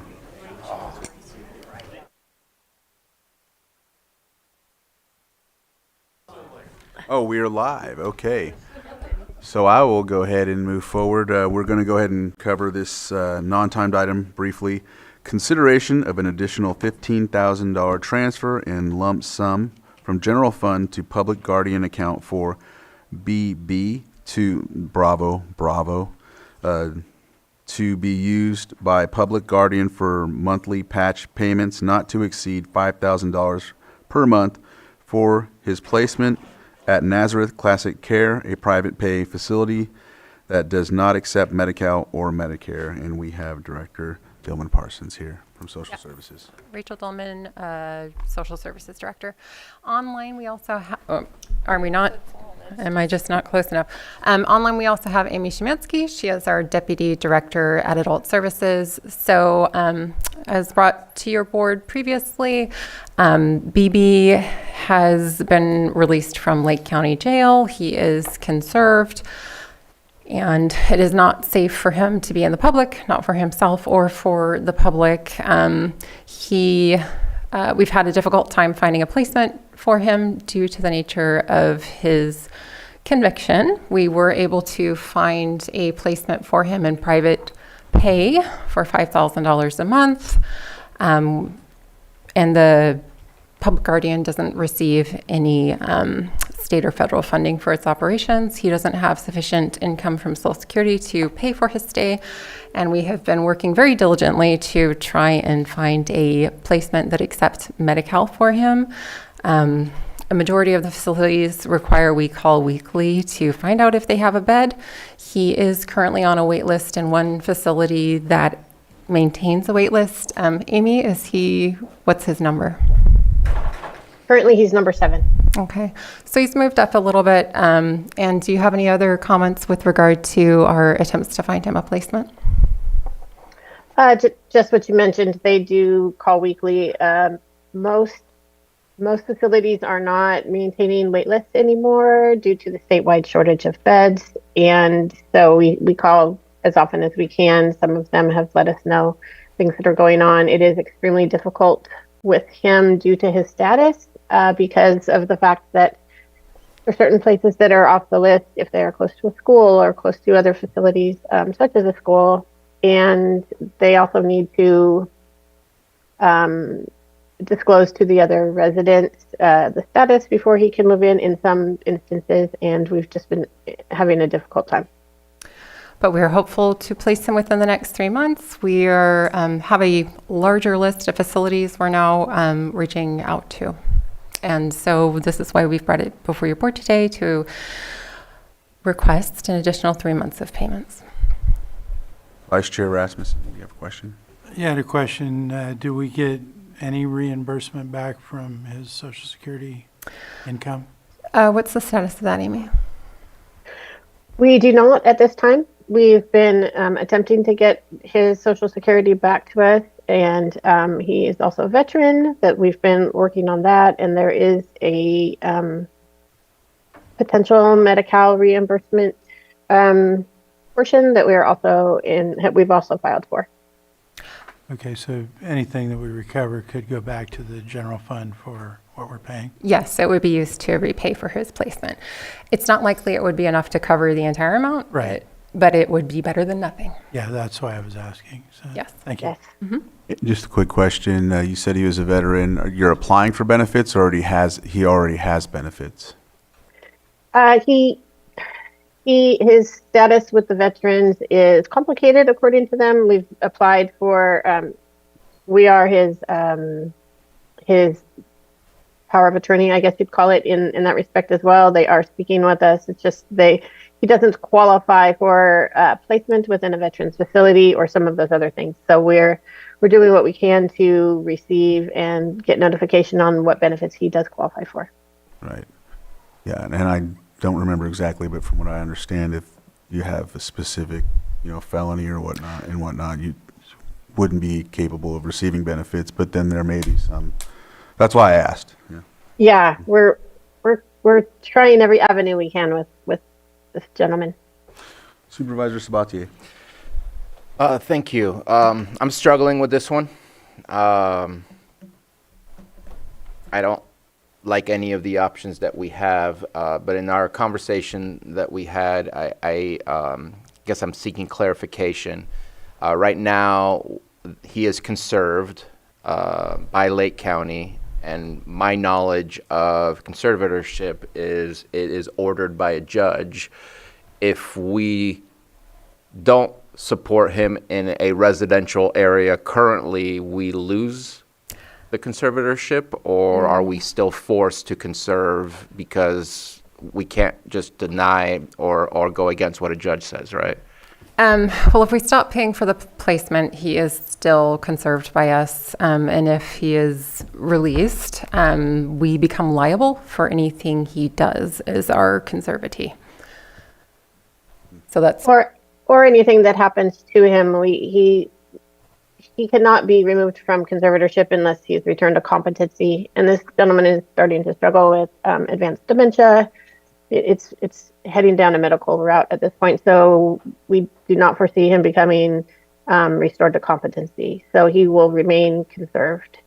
And conservatees in the public are, it's riskier for them, it's riskier for the public. It's, because we are responsible for his life. Yeah, I think that the whole thing that's not good is the history that comes along with it. That creates the difficulties in finding placement.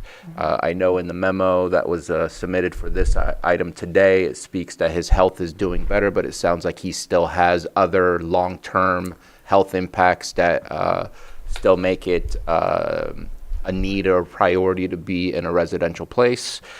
I think of all the people that we serve in our communities, and I can think of many others to serve with that amount of money who have not committed certain things against community members or made it more difficult in our community. I would like to find another way outside of general fund, and today I'm going to be voting no to continue doing what we've been doing. I haven't seen a change, and it's unfortunate. Yeah. His the mention of him stabilizing medically is getting him on the appropriate medications to address his problems, which he is unlikely to continue to do if he is not in the facility. Amy, do you have more comments?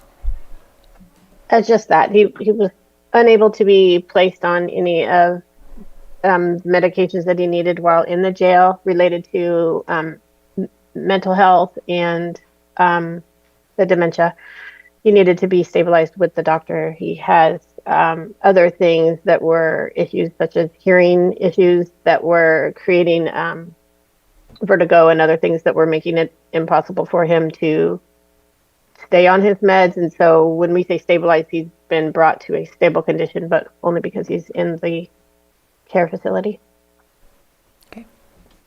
Go ahead, Supervisor Owen. Yeah, I'm curious about long-term solutions at $5,000 a month.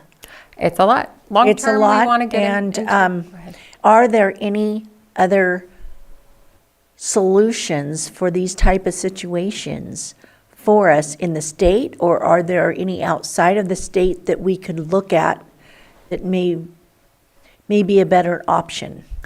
The best option is to get him into a facility that accepts Medi-Cal, and that's our plan. But the facilities do have the right to say, no, we don't want to take him. And there's also a shortage of beds. We can't place him out of state because he's conserved in the state of California. Amy, do you have more? That's exactly it.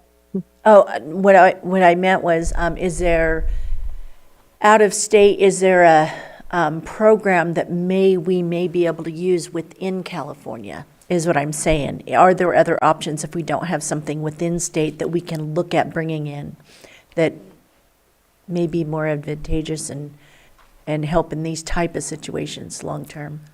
Yeah, like a supported living type place. Amy can speak to that a little bit more. Fortunately, the majority of all of the supported living facilities that we are aware of are primarily in our region and available to our clients are set for regional center clients, people with developmental disabilities. We do not currently have supported living that he qualifies for. In this instance, this is why the shortage of beds is statewide, and I would venture to say other states as well. This is a long-term problem, and more people are being conserved due to regulations and not enough placements. So there are other counties with 290 registrants as well. So it is an issue. We are grateful that the facilities that we commonly deal with are continuing to look for us and continuing to be willing if they were to have a bed. So I unfortunately don't have any other solutions recently, but our staff is working all the time to try and find something else that he may qualify for. We've reached out in a lot of things, and we've had a lot of no's, but they continue to look. Vice Chair, I think you had your... Well, I was just going to make a last comment. I know and appreciate that your staff is working hard every week on this to try to get him into a Medicare facility. I don't like having to, keep bringing the general fund money out, but you are working hard to look at avenues for getting us reimbursement from those, as well as trying to get him transferred to Medi-Cal. Mm-hmm. And it's a public safety issue, so we're just in a situation where we can't release him. I mean, we've got to do that, otherwise we could have some serious liability if something happens down the road. So Right. I thank you for the work you're doing, and I'll support that we'll pay this for the public safety reasons. Thank you. All right, I will open it up to the public. Is there anyone from the public that would like to comment on this? On Zoom? I'll bring it back to the board for action. Mr. Chair, I'll make a motion to approve an additional $15,000 transfer in a lump sum from the general fund to the public guardian account for BB to be used by public guardian for monthly patch payments not to exceed $5,000 per month for his placement at Nazareth Classic Care, a private pay facility that does not accept Medi-Cal or Medicare. Second. I have a motion to end a second. All in favor? Aye. Aye. Aye. Any opposed? Nay. Motion carries 4-1. Thank you very much. Thank you. Thank you.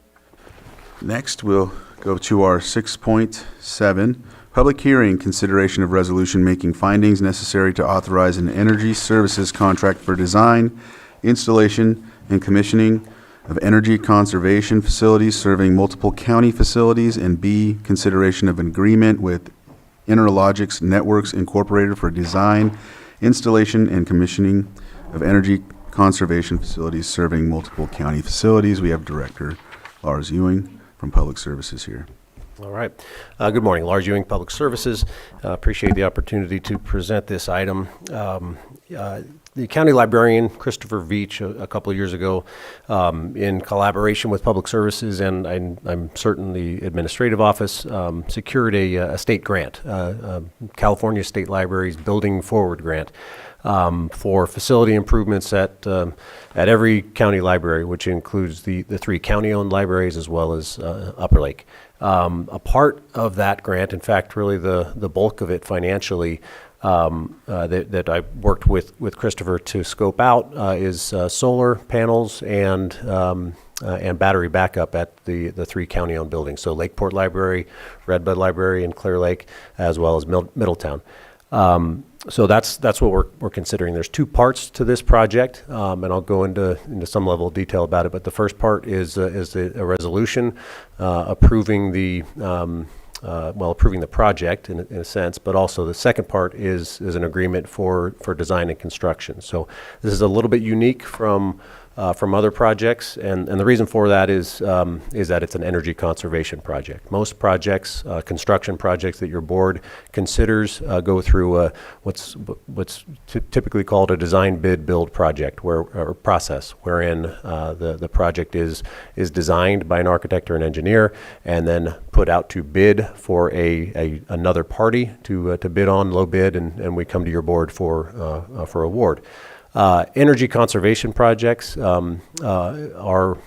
are allowed to follow a different route, and that route is essentially if the project is deemed to be financially viable, your board can enter into a contract at whatever terms essentially you deem appropriate. And so that's the route we've followed here. What we're talking about is Government Code Section 4217. And so the resolution that is up for your consideration presents the findings there. Last year, what Public Services did is we put out a request for proposals to design, install, and commission the facilities at the libraries. Enerlogics was selected by a selection committee, or ranked by the selection committee as the most qualified firm. The county evaluated their proposal along with primarily through an energy consultant, Optany. They evaluated their financial analysis. The financial analysis is included in the packet, and they identified that the project is financially viable. So it has across the board, I believe it's a 10-year payback period. So that process establishes the fact that the project is financially viable.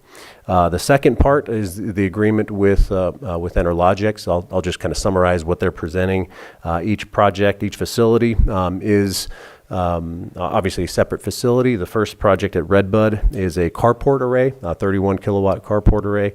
Lakeport is a carport array as well at 24 kilowatts. And the Middletown is a combination of a carport and a rooftop array at 72 kilowatts. The reason for the differences there, we started with the hope of doing carports. It preserves the roof a bit, especially at Lakeport and at Redbud, which are comp shingle roofs, which presents a challenge long term when we're putting up solar panels. At Middletown, it has a standing seam metal roof, which allows for a clamp style of a solar panel. So it's not an intrusive solar panel installation. But we are also including a portion of the project is carport, so there is a bit of a dual benefit there. It also includes battery energy storage systems, or a BESS, B-E-S-S system. It's sized at a 2-hour peak, a 2-hour demand at peak energy demand. So, in fact, I failed to mention that in the audience I have Joe Cooper, Public Services Capital Project Manager. He's available to answer any questions that might go into more details. But the battery energy storage system was included in the grant application. It is required. We had hoped to have more. A little bit more backup power. Finances being what they are in the grant, we were able to provide a 2-hour battery backup, but it does allow for us to expand in the future. Lastly, I wanted to touch on EV charging, or electric vehicle charging stations. That is not included in the grant, but it is included in the overall project that we're pursuing through separate funds. So it's not in the contract with Enerlogics, but it is something that we're pursuing as a part of the overall project. So at this point, the recommendation is to approve the resolution as well as the agreement, and happy to answer any questions. Supervisor Sabatier? Wondering if you can maybe give us a brief summary. Part of the resolution is to approve that there is a good reason to get the solar panels because of the financial benefits. I have a grid in front of me with total energy financial benefits, which I'm taking that's an annual amount that we would be saving in comparison to buying the electricity, since it shows what the cost of it is per kilowatt hours. The projected value and the total energy financial benefit probably matches that. Then there's the cumulative cash flow. Some of it is a little bit beyond me, but if you can just summarize it, just since we're supposed to approve that resolution. I'm seeing the benefits, but I'd like to absolutely be put out. Yeah, so the resolution references, I can't recall what exactly it calls it, but it's the financial analysis, and there's a spreadsheet that is included there. This is a combination of all three facilities, and there's the highlight is really, I'll just look at the right column. This is a 25-year period, which is essentially the anticipated life of the system. What they're analyzing here is will the project save money? That's really what this spreadsheet is intended to present. And so when we look at the bottom right, it has a net present value of 1.6 million, and it also has a payback period of 10 years. So if you start up in the top right and you go down, it's a cumulative cash flow, and so you'll see at year 10 is when we transition from a loss to a gain, so to speak. So over the life of the project, it's anticipated to save $1.6 million. And so the beginning of it will be the first 10 years will not show a savings, but in the long run of the 25 years, it will show a saving, is what I'm understanding, correct? Yes, based on the project cost of $1.2 million, which, keep in mind, is grant funded. So if we were paying this out of pocket, we would be handing over $1.2 million for the project, and at year 10 is when we would break even. And in theory, now there's assumptions built in here. It's PG&E's rates. It builds in a 3% escalation.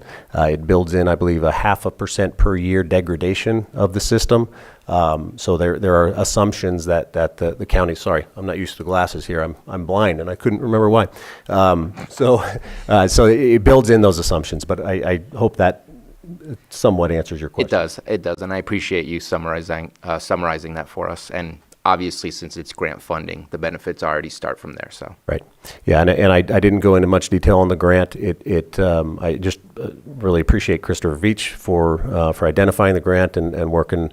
I'll say I worked with him. He didn't work with me. He did the bulk of the work, and it's a huge benefit to the county facilities, my team and his team as well. So it's a great chance.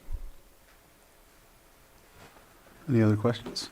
No, I'd like to have you tell Christopher thank you for us. That's amazing. I notified him last night about the item I intended to earlier, but he said he might be able to join, but he did have a meeting. So yeah. Yeah, thank we you. appreciate it. Yep. All right. There's no other questions. Open it up to the public for a comment on this. We're just speaking of A right now, right? Well, I presented A and B. Happy to go into the agreement, but yes, they are two separate items. Okay. So, Lloyd, am I okay to open for both, or should I just do one at a time when it comes to A and B? Your board may open for both. Okay. So if there's no one commenting on A or B, anyone on Zoom? All right, I'll bring it back to the board for action. Offer the resolution. Resolution has been offered. All right. Supervisor Owen? Yes. Supervisor Sabatier? Aye. Supervisor Rasmussen? Aye. Supervisor Pyska? And Supervisor Crandall? Aye. All right, and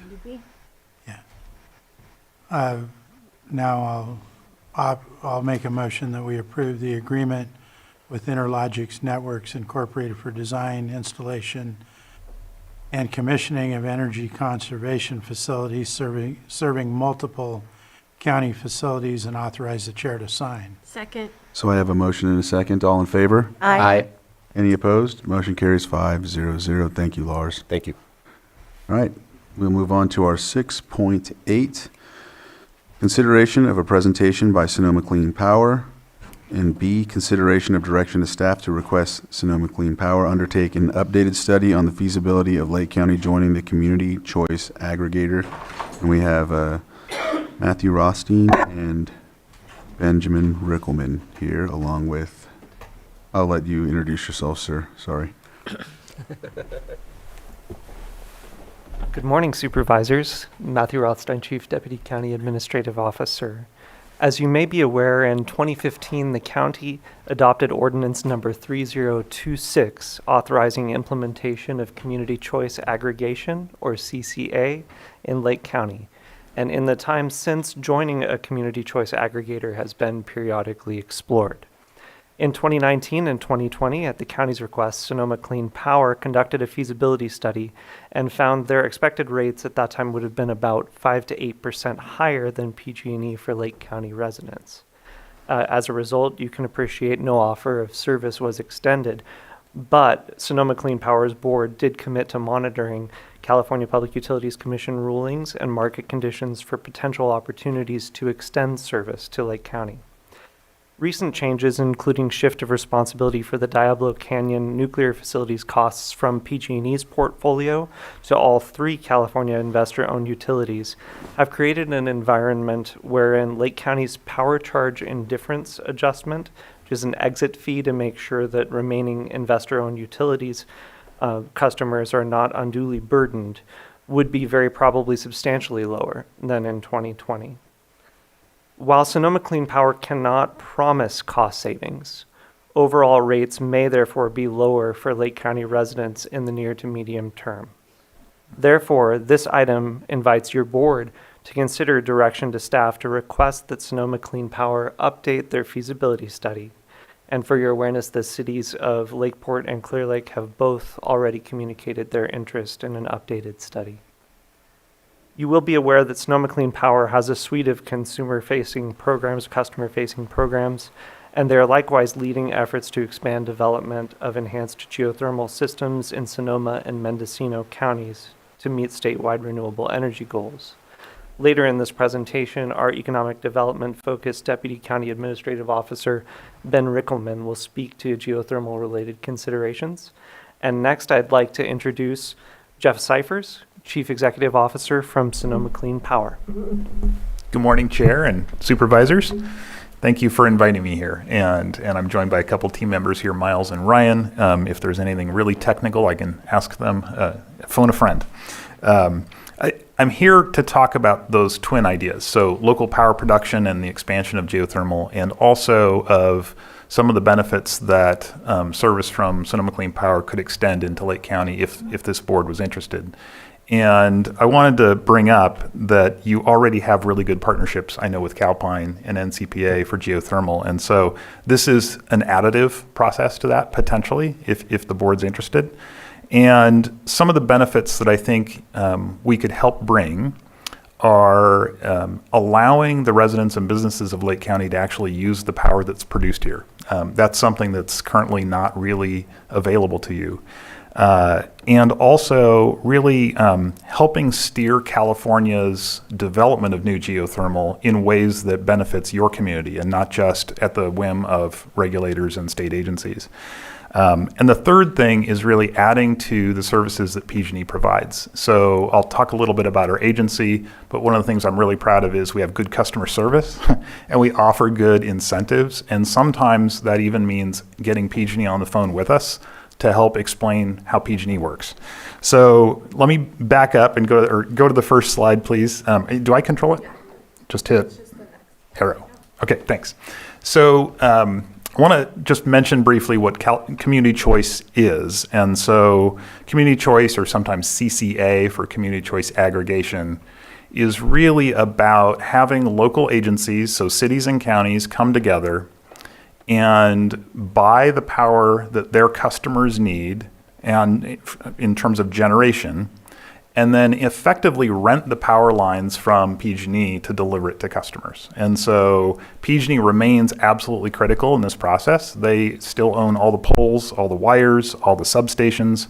This is really just the power sources. And so it really came about, if any of you remember the Enron crisis and the energy crisis and Gray Davis losing his job and all of that, the lights going out. In 2000, there was a really serious crisis that cost our state upwards of $60 billion. And because of the market manipulation that was happening at the time, there was an interest in having more public oversight of power markets. And so the legislation was passed way back then, and it took some time to really get started. But the map of California there shows the green areas have active service or near-term planned service for CCAs in California. Again, public agencies, not-for-profit, owned by our customers. So the idea behind this is really to bring some benefits back to the community as best we can. We've been operating our CCA since 2014 and expanded to Mendocino in 2017. And as Matthew mentioned, took a look at Lake County a while back. Things do look better now, so I want to get into that. So let's see. So Sonoma Clean Power has been serving for a little over 10 years. We have a board of directors that consists of the cities and the 2 county representatives from the supervisors that we serve in Sonoma and Mendocino. And what's very unusual about CCAs is that our customers can leave. And that is very unusual for a public agency. It means we have to compete to keep our customers. So we have successfully managed to serve 87% of all the homes and businesses in our territory, so we have a good track record. But 13% of the folks decided they wanted their service from PG&E alone. And so that option keeps us on our toes, and it means that we don't always act like a typical water or municipal power agency. We have to be out in public way more often to keep customer interest. Our power sources today are our basic default service called Clean Start. It's hydro, wind, geothermal from this region. The next biggest one is called CAISO System Power, which is mostly natural gas. And then we also have some biomass and some solar and a little tiny bit of nuclear power. The optional service is called Evergreen, and that is a premium service that is mostly geothermal and solar, and it's all produced inside our service territory. So today it's all energy that is made in Mendocino and Sonoma County. And that premium costs an average household between $15 and $30 a month extra cost. So this is for people who have the money to support that kind of effort. And it is a pretty small fraction of our population, but it's a very proud group. They're out there in front all the time. The kinds of community support that we add to PG&E, so again, like if service from a CCA were in Lake County, you would still have access to all of PG&E's programs. But what we would want to do is add to that. And so these are examples. We have facilities and call centers that help customers with high power bills. That is the most popular thing we do, is do counseling on, how do you trim your power bill. I was impressed by the item you just had about trimming your power bill, so congrats to your team on that. We also are responsive to conditions that come about. So in 2015, we made a small donation after the Valley Fire here in Lake County. And admittedly, it was only $5,000. We'd only been serving for 12 months and didn't have any money yet. But in 2018, following our Tues fire, just a few years later, we were able to raise $1 million for relief efforts and be out in the communities quite a bit. We also got PG&E and the local air board to kick in $15 million to help folks rebuild their homes following the fires. One of the most important parts of that was actually providing one-on-one support to people who'd lost their homes and helping them walk through their insurance claims and how to design and rebuild and work with contractors and all those basic things. A lot of school programs, our workforce development effort is a really core piece of who we are. And so we work with both unions, with junior colleges, with trade schools, and really try to build, starting in elementary school all the way through, to have in-classroom programs as well. So the history of our competitiveness on price is a good one, but it is not perfect. And so I want to be really candid that when we talk about cost savings with Sonoma Clean Power, it's that disclaimer in the upper right, I'm glad it's not obscured, is that we cannot promise cost savings. Our history, if you look at all the months of our service, is we've been cheaper 80% of the time, a little more than 80%. And I'm proud of that track record. But the things that make it impossible to promise that forever is PG&E can do things that affect the fees on our customers that we don't control. Regulators can change regulations and drive up costs, and the energy market itself can fluctuate. And so we absolutely are here to try to save money, and we very often do. And so we've certainly saved customers historically in total much over $100 million so far collectively. So we're really proud of that. But that disclaimer is an important one. So any consideration of service from us would have to understand that that this track record is what it is, and we're going to keep making efforts to be as strong as we can. In the last year and currently, we have the best savings we've ever had. So 7% doesn't sound like a lot, but in order to have 7% savings on the total electric bill, we have to give $50 million back to our customers in 1 year just to produce 7% savings. That's how much money is involved in energy. So it's a very, it's hard to squeeze $50 million out of the system, but we've been able to do it last year, and I think we'll be able to continue doing it through this year. It's hard to make forecasts much more than a year in advance. So I want to make sure that's understood. This slide is just in here to show you that we're doing everything we can to not make the bills more complicated. The bills are way too complicated as they are. The two highlighted lines in the middle there show that we partner with PG&E to have one bill. Nobody wants to pay for delivery costs separate from generation costs. They want to pay one bill for power. And so what we show is that PG&E is charging for delivery and Sonoma Clean Power is charging for generation. And then our call center can walk people through how on the following 2 pages, you can see how much money you saved by being with Sonoma Clean Power as well. So people can understand the value proposition of that. Just quick highlight a couple of these. So when we talk about our incentives and offers for customers, sometimes we use the term programs. What we're really trying to do is help customers navigate high bills and also get access to technology that they might not be able to afford. We're currently rolling out a thermostat program where we install thermostats in low-income households for free. And that helps customers shift when their air conditioner is running in particular, so that they're using less electricity during the peak time period. So they're saving money by doing that. We also have a savings box that we can send out to customers on request or check out from a library. And in it, you can take out and use and keep the light bulbs, the weather stripping. There's a manual on how to lower your energy costs. There's a smart plug, things like that. There's a lot more to this, but we can get into it as there's interest. And then I think what's really exciting to me is that several years ago, our team, and I want to thank Ryan Tracy in particular, really put our finger on the fact that the technology of geothermal is going through a new renaissance worldwide.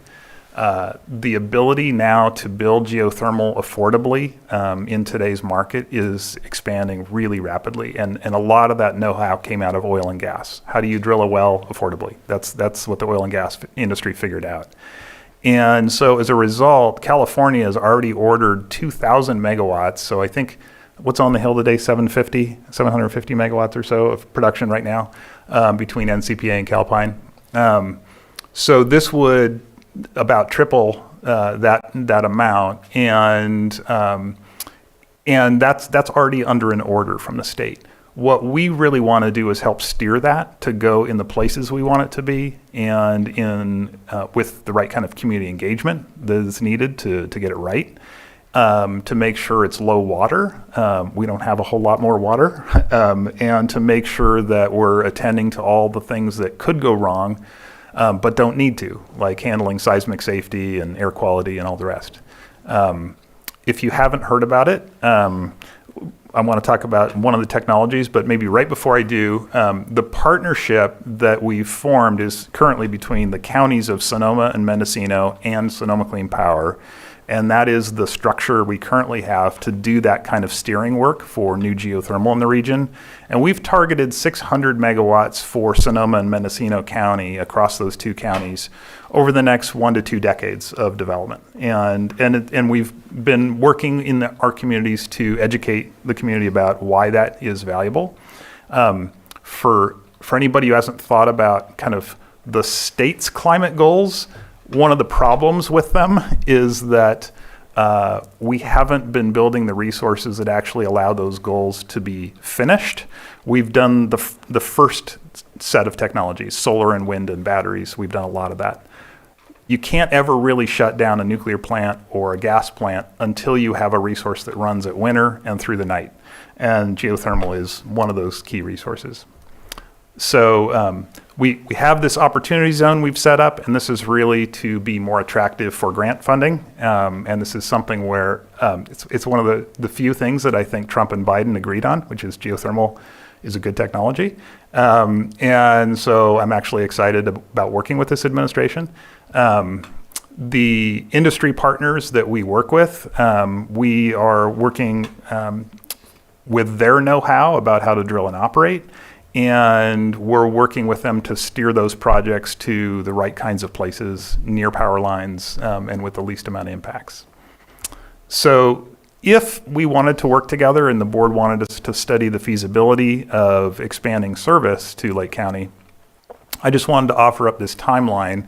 This is really kind of roughly the earliest service that we could provide, and it's driven by state rules. And so the early summer of 2027 is about what we're talking about, to give us time to have a conversation. Nobody should rush this. We don't want to rush it, but we need to understand what the feasibility is, what the costs are, what the value is. If the feasibility study is requested and we go back and do that and bring it back with the results, that would be a time to have a really detailed conversation about what are the risks, what are the benefits, all of that in detail. Today is really just a snapshot, I think. And in order to hit a service date in 2027, we'd need to file an official plan with the California Public Utilities Commission by the very beginning, January 1 of 2026. So that's our deadline for that work. And I think I'll do this one and then turn it over to Ben. Okay. So briefly, what's one of the exciting evolutions in newer geothermal technology is that we no longer have to be in an area with exactly the conditions of the geysers facility today. So what the geysers has is sort of magical. It has volcanic rock that's fractured and has pathways for water to move through. It has historic water underground. It has a recharge facility, and it has hot rock near the surface. So it has all those conditions that make it this sort of magical place. What we're finding with EGS is the ability to drill two vertical wells, one that injects and one that collects, and then underground to crack the rock between those two wells and create the fracture network. So we're looking for really dry, hot rock without the water, without the fractures, and it allows us to keep the water in the system. So it actually allows us to recirculate the water over and over again. And that is very exciting because everyone's told us we don't have a lot of spare water.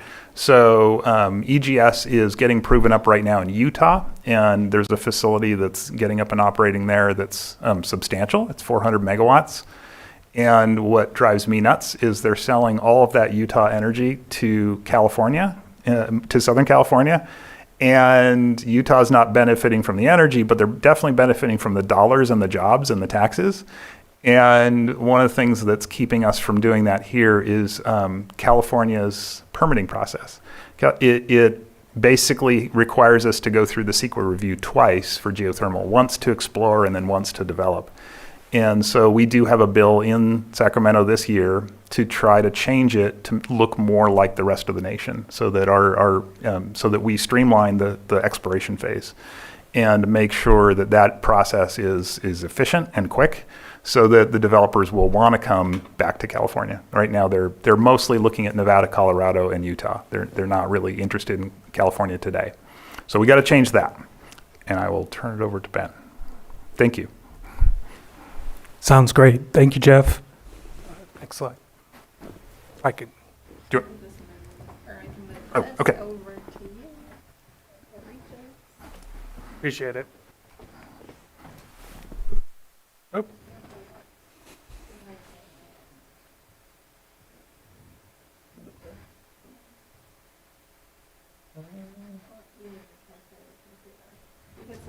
Okay, yeah, let me just move.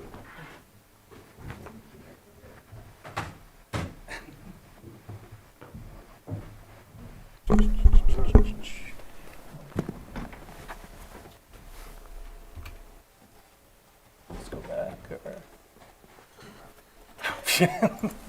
There we go. Just going one direction now. There's the little things on the left bottom. There's little arrows. You can there. You can go. Oh, okay. I'm good now, but thank you. Ben Rickelman, Deputy County Administrative Officer. So I was going to build on what Jeff is saying about the commercialization of new geothermal technologies and then the potential economic development benefit for Lake County. This is the Utah project Jeff was mentioning. This is Cape Station in western Utah by Fervo Energy. They just announced today it's actually 500 megawatts. They have a permit up to 2 gigawatts. So for each of those pads, there's multiple wells. So a lot of the activity is below the surface. They're drilling about 8,000 feet down vertically. And Fervo is a really interesting story and kind of a proof of concept. It's the first, I would say, broad-scale new generation geothermal project in the United States. They've raised about 800 million, about 600 million in the last year. So there's been a lot of work with the federal government and several geothermal companies to commercialize the technology, and we're just getting at the point now where it's at major scale.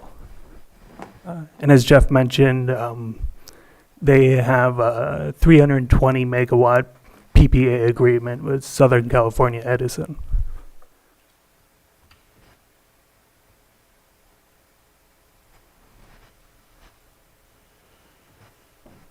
So this is a picture that just came out. This is also Fervo's Cape Station project. This is kind of the central hub. So work on the turbines and then the processing.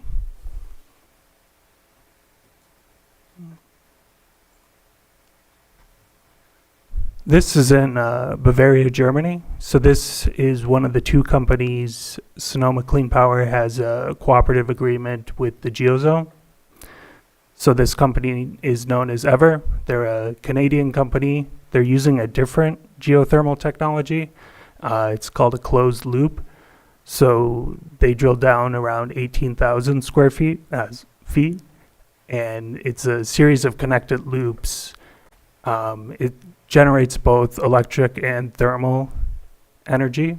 I guess the question of commercialization with this is it's substantially funded through European Union grant funding and some state-backed loans. So I think it's kind of wait and see if it can reach the commercial potential. This is from a report from the Department of Energy, and I put this in the presentation just to kind of show where we are in the process of iterative improvement. So there's a lot of tech transfer from the oil and gas industry, but in generally, these new geothermal technologies, you're drilling farther down, so it's harder rock, higher temperature, higher pressure. So the industry's had to make these process improvements, these technology improvements, and now we're kind of getting to the point, and Fervo's the industry leader, of harnessing these technologies and process improvements for large production.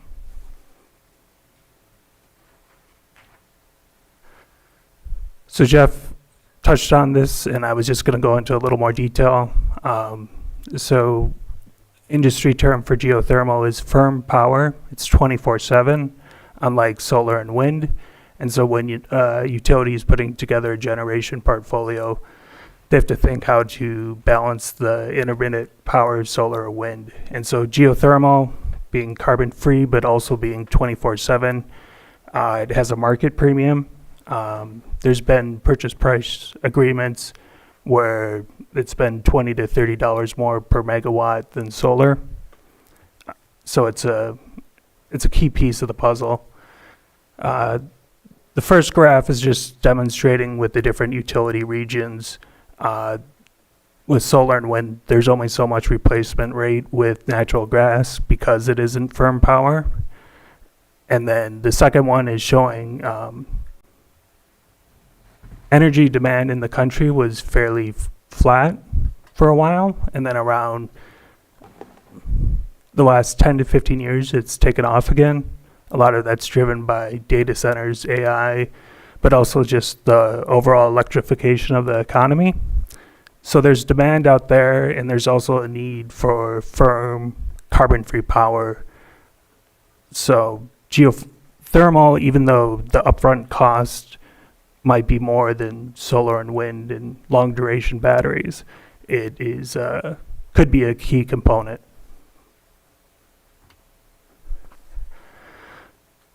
This is another factor when thinking through Lake County. So we do have certain challenges Jeff was talking about with the permitting structure here in California. But one thing on the positive to take into consideration is it's currently very difficult to build transmission in the country, which basically these two graphs demonstrate. In transmission development is basically not quite halted, but very slow. So there is existing transmission capacity at the geysers. Roughly less than half is being used at the moment. So if there was further geothermal development, there would be that where the power, that wouldn't be a key roadblock. That's also important to take in consideration with, there's considerable geothermal development in Nevada and Utah, and there's some transmission capacity to get that to California, which is how that purchase agreement happened with Southern California Edison, but that transmission capacity is rather limited.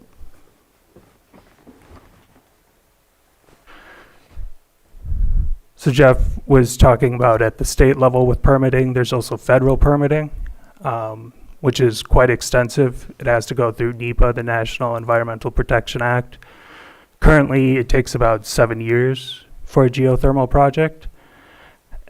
As mentioned, there is bipartisan support. This is one of the few energy sources where there is at the moment. So there could be a change of the structure that would reduce the time frame to 4 to 7 years. And I think this is just important to keep in mind with any potential substantial geothermal development in Lake County. It would take a while. There would be potential exploratory activities and drilling shorter in that time frame, but for full-scale development and connection to the grid, with just taking into consideration the federal permitting process, that could be 7 years. And then through an economic development lens, I think there's a few different factors to consider. One is it's a very CapEx intensive industry. There's a lot of capital expenditure, which would be fairly unique for Lake County and just in general in rural areas. Fervo was estimating to just drill one well. It takes about $4 million, and one well, they're getting about 10 megawatts. So they're drilling lots and lots of wells, several under each pad. But it's a lot of steel. It's a lot of high-end machinery.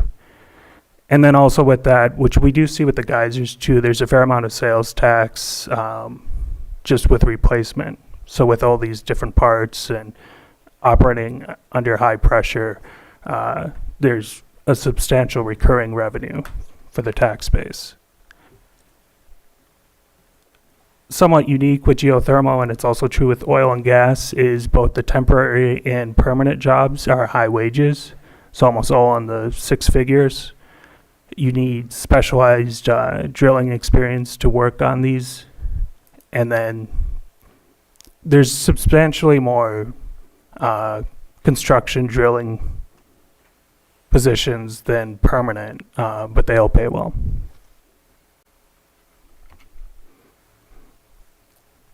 That's all we have for our presentation, but open for questions and comments. Supervisor Pyska? Yeah, Jeff and Miles and Ryan, thanks for coming today.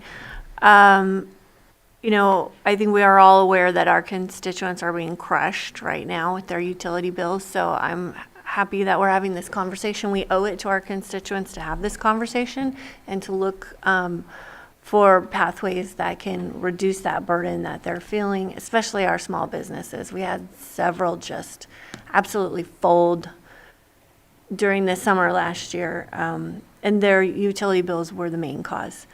So I think, it would be, we need to look for other alternatives. What is the process if we gave direction today? What does that look like for the feasibility analysis, going to your board, and then coming back to us? I'll share through staff the stepwise process so you can have that in writing. But generally speaking, we would go back after receiving a request for feasibility. We would go back and take probably 2 to 3 months, probably closer to 3, to study and really analyze the numbers and develop an opinion, and bring that to our board to get confirmation that they're interested and that they would like to extend an offer. And that can take at least 1 cycle of board meetings, maybe 2. And then this board would, in parallel, would be getting a briefing on the results and considering whether or not you want to explore this. And ultimately, there would be an ordinance that would be passed if that's the right way to go and joining is the right thing. And once that ordinance is signed, then we go through the process of updating our regulatory documents. So it's called an implementation plan, and file that with the PUC. That's what triggers a 1-year minimum clock for us to go out and buy resources for these new customers. And we have to do that in advance. And so that's why we're looking at more like May of 2017 for service. So that's the rough calendar.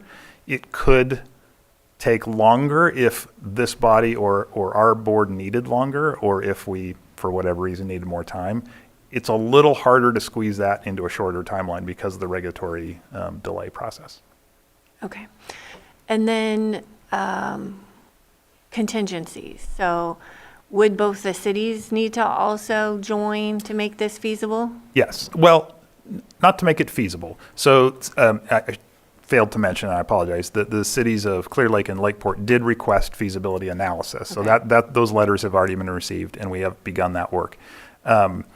This can work with just one jurisdiction out of those 3 coming in. It makes more sense.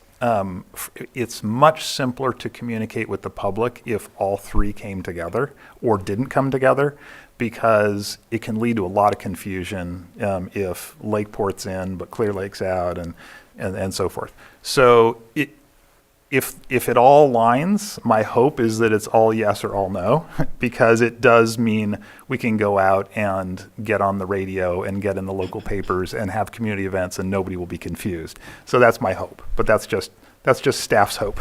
That's Okay, not a so political answer. Okay. And then is there any financial benefit for all 3 jurisdictions joining? The scale helps, and so so the cost of feasibility to Lake County is nothing. We do that on our dime. If Lake County ultimately joins, then what we have the option to do is delay providing cash incentives to customers for like an optional program for some period of time to recoup the cost of that study. In the past, our board waived that for Mendocino, so you could request waiving that as well. It's not a big number. So from that standpoint, that's a no cost risk to the county. The advantage of some scale is there, and really the efficiency of rolling out at one time is the big deal, because we'll be sending folks from our team up here to work with you all and your constituents, and being able to hold 40 events that reach everyone, as opposed to 40 events one year and 40 events the next year, and so forth. So it's more about efficiency of the process. It's not a big dollar. It won't change rates. Okay. So that's maybe the bottom line answer. Okay. And then, Ben, you talked a little bit about the benefits of geothermal in our community. I've always been in favor of expanding geothermal capacity in our county. Is this going to be contingent on the geozones? No, these decisions can be made independently. I think it's logical to me that Lake County, being in the geozone, for example, would have, and we've heard in our previous conversations, would have some connection to being able to use the power that's being produced. And so if you agree with that, the simplest way that I see is to have service from Sonoma Clean Power. But these are two separate decisions that can be made independently. And so having service from Sonoma Clean Power doesn't require you to be in the geo zone. You have a lot of potential here, I think, for new geothermal and the transmission that was mentioned. And so I think from an economic development standpoint, that would be pretty valuable. But again, that can be made independently. Okay, great, thank you.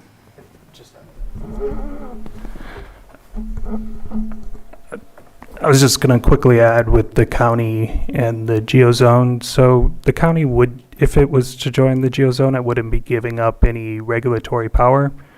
You can think of the geozone as community engagement and business development.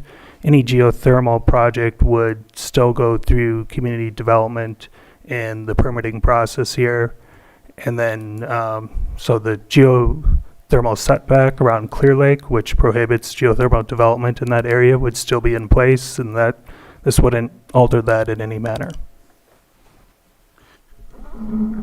Supervisor Owen? Well, I'm pretty excited about this, to be honest. I think that the competition is healthy. I think it's always healthy.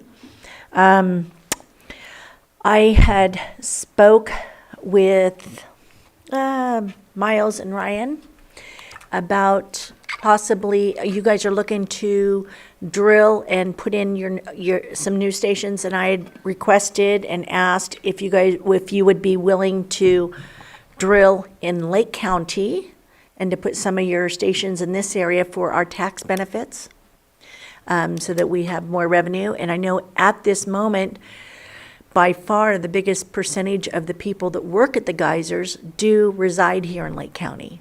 By far, I think in NZPA, something like 40 employees and only 39 of them live in Lake County. And I can't remember, it's really high in the Calpine as well. So I think the new jobs that you'll be bringing will be huge. The subcontractors that also work up there, that'll help with that as well. So this is pretty exciting. I think I'm looking for maybe building in this area. We're very open to it and absolutely want to take your lead. So we don't want to be the outsiders who come in and tell you what to do. So with that interest, I would love to expand on that. Vice Chair, and then Supervisor. I just want to, clarify. So if we did eventually join, our board would end up getting a seat on that board, and then most likely the two cities here would switch back and forth on a second seat, or? That's what happened in Mendocino County, and that would be my expectation of where my board would likely extend an offer if all three entities came in. Yes. Okay. Well, most of the rest of my questions have already been asked and answered. I'm definitely in favor of doing a study to find out if it's beneficial for our customers here in Lake County. Supervisor Sabatier and then Supervisor Owen, you can go again after. Yeah, I appreciate the presentation. Obviously, you wouldn't be here if you didn't think the feasibility study would prove positive for you. So I think that's going to be an easy action to take. And I want to know what it says specifically. The devil's always in the details. Just two separate parts. One is the expansion of SCP being available to PG&E customers here. What kind of job creation would that create in Lake County for you mentioned you have great customer service. What would be the opportunities here to have people in Lake County available? You said something about visiting your home and providing boxes of ways to reduce your energy bill, things like that. What would that look like? Yeah, we would need to invent that. But what I'm imagining would be most effective would be to have probably one or two full-time folks who are here in this region who are available to help with all the basic kind of questions that customers have and help out in those ways. And then for the more complicated situations where businesses have refrigeration units that are on the fritz or things like that, we have a team of engineers and folks back in our Santa Rosa office who can be dispatched or who can answer a lot of questions by phone. And the boxes you mentioned actually get mailed out. It's kind of a DIY kit. When it comes to homes, it is actually very difficult to staff going from home to home and make it count. We've tried that in the past, and it's extremely expensive. And so what we try to do is come up with better and better ways to teach people how to do something themselves, or provide a cash incentive of hiring a contractor to help them out. So those are kind of the two channels we usually have for homes. And so the biggest jobs benefit is from energy production. It's not from customer service is going to be a pretty small opportunity for job generation here. The biggest one is going to be, I just was hearing about solar and batteries and EV charging stations. The geothermal would be the big game, but short of that, other forms of energy production, like building more solar and batteries that we could purchase so that on your owned land, so the county owns some land. We may want to set up a contract where we're paying you for production of power on your land. And then that can feed back into serving your own customers, but all of your customers as opposed to just the county. So that's a way of creating revenue from your owned assets as well. And so you mentioned that you'd have that year to kind of increase your capacity for increased customers in Lake County. Would you be specifically looking into Lake County as far as where that would be generated, or would you be looking everywhere throughout your district and your region? Everywhere in the three counties, if Lake County is in, we'd still be looking in Sonoma and Mendocino. We're not going to walk away from that, but we absolutely would be looking in Lake County too. And that's where this body has a lot of value to us if we're doing energy projects here. In advising us, what we always do if we're looking in a region, if we're looking in Mendocino and we're looking east of Ukiah, I know the supervisor I'm going to call and say, what do you think, before we ever spend a dime? Like, is that viable? Is it going to work? Do you know the landowner? All that kind of stuff. Same kind of process would happen here in Lake County, where we'd have a conference first with the people who represent that district, and then kind of build outward from there to prove the viability. And that's something we're doing all the time. We're currently finishing a project up in Mendocino County. It's a 4 megawatt solar array with some batteries. That's the biggest one we've done in Mendocino that's solar, but we're always looking for more opportunities. And so that's an ongoing project. Okay. And my last comment is about the geothermal. I'm open to possibilities, but I'm also cautious to some of those possibilities. What I see is, yes, they do offer good jobs, but no, they have not changed the complete profile of Lake County and the struggles that we have in our financial status. What I see is raw resources leaving the county to be utilized by others. I want to make sure we benefit from the generation of electricity here. I want to because the end product of the what's the term I'm looking for? The uplifting of the next product that's made, the manufacturing, the end results of the economy are much different in impacting our community and economic development than the raw resource that is created from just going into the ground and creating things. So I'm hoping that we look not just at the generation of electricity, but how that's going to benefit the industries we have here currently, the residences that we have here currently, what kind of deals we can look at, and those are all for much later situations. But I want to make sure that if we're going to, we saw the pictures, there is nothing surrounding any of these facilities that are being built in Germany or Utah, right? Because you don't build communities around those types of facilities.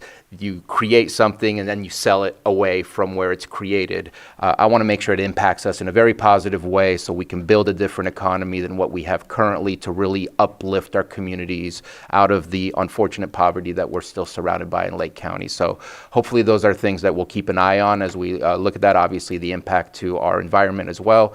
But it is a much cleaner generation of electricity than some of the past things that we've seen, and I'm interested in seeing what the possibilities are. So thank you for being here, and yes, for the feasibility study.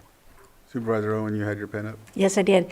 I have one more question now. As I understood it, when this was presented at Calpine, it will go into the ground, it'll be kind of a closed system, circulate through, get heated up by the core, come back up, and is there any loss of water during that process? There can be. And so it is not a perfect closed loop, but it is substantially lower water use than the traditional technology that we built That we're out in using the 50s now, and yes. 60s. And I got to give Calpine huge credit for getting more out of what they already have. So they've been doing just stellar work up there. So what's new about this is it can go in places that are away from that region. So that's one key thing. And so we can look at different types of land that's maybe more impacted land or maybe closer to transmission or other kind of features. And it also has that ability to recirculate substantially most of the water as opposed to a smaller fraction. And so the amount of recharge it would need is going to depend on the specific rock, and we won't know that in advance, at least far in advance. But we can learn a lot during the exploration phase. And we'll know much more then about what the risks are of needing more water in that. The Utah, what is their water lossage? You have that? Fervo's recapture rate for the water is about 85 to 90%. Perfect. Awesome. Thank you.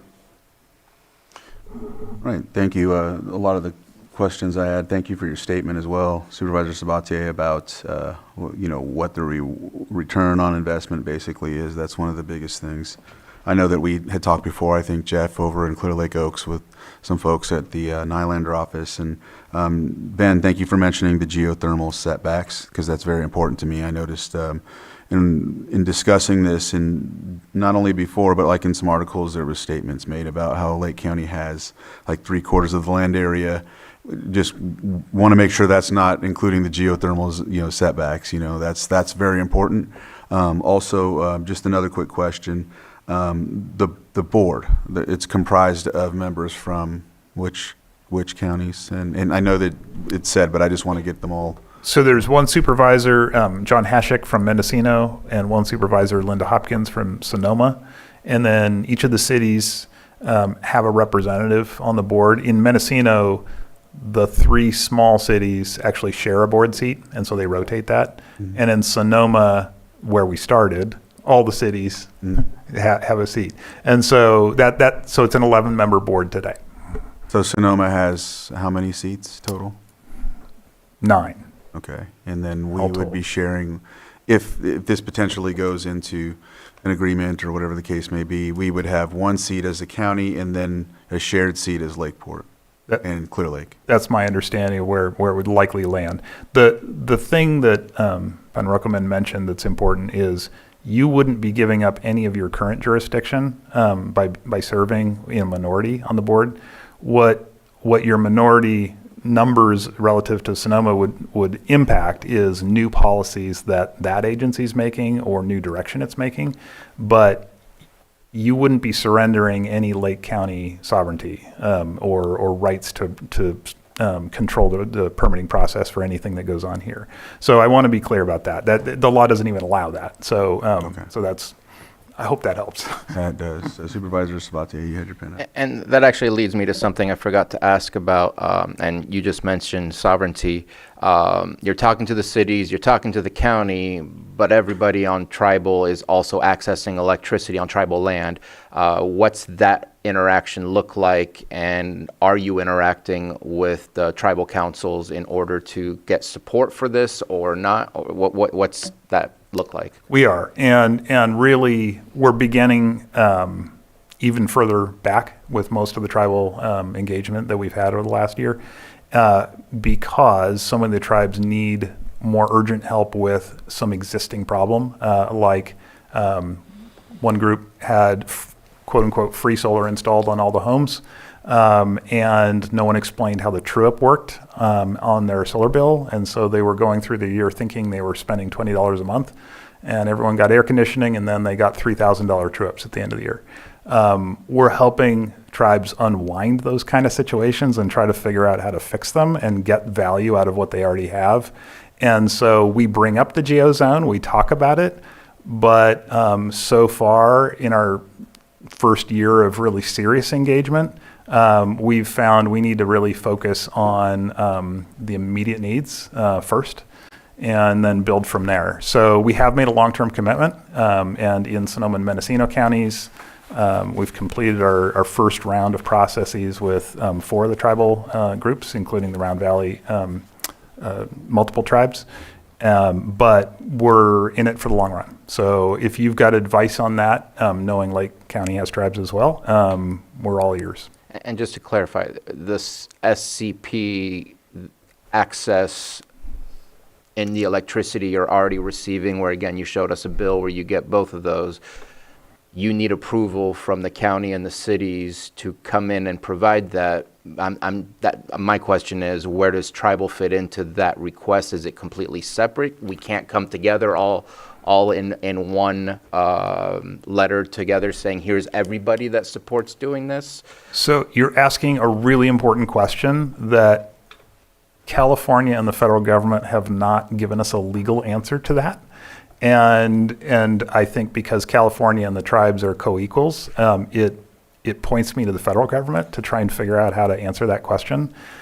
We've asked it, and I have not gotten an answer yet of how that sovereignty must be respected in the decision making. So what we're doing, because we don't have a legal answer, and because apparently no other CCA in the United States has gotten an answer, is we're just conferring with the tribes instead, just trying to explain how things are working and see if they have concerns. So we're using the consult process instead of a legal decision because I don't know how to make one yet. But they would still have access to the service? Yes. Okay. Any other questions? Just one additional thought on that. Sonoma Clean Power has recently stood up a capital projects group, and so there might be potential partnerships with some of the Lake County tribes. I know a few of them are pursuing microgrids, so that could be something to explore. All right, we'll open it up to the public if there's anyone that would like to make a comment.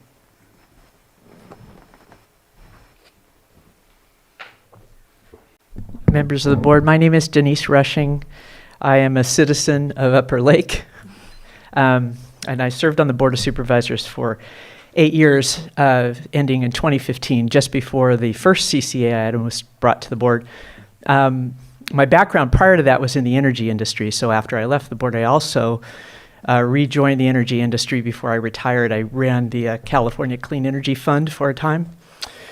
And I want to say 2 things. First, the community choice aggregation structure, these entities have proven themselves over this last decade.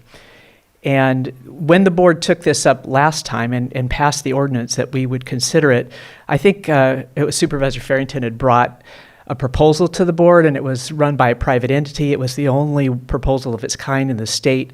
I actually got up and spoke against it at the time because I didn't feel it had been proven, and it looked like it had a lot of risk to Lake County. I want to say that this community choice aggregation proposal, I mean, it's a no-brainer to get the feasibility study. Once you have the feasibility study, assuming that it shows that it's feasible, I would say that there are many things going for CCAs that have emerged over that period of time.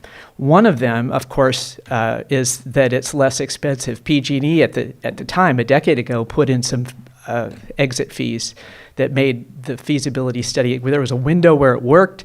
They put those fees in, and it didn't work to join, so that it was really hard for CCAs to add new customers.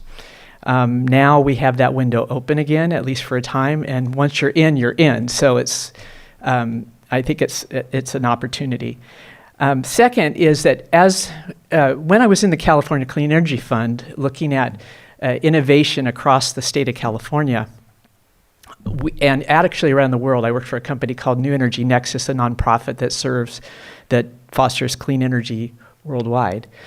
Some of the greatest innovations in the state of California are coming from these community choice aggregators. Their innovations in customer service, their innovations in customer programs.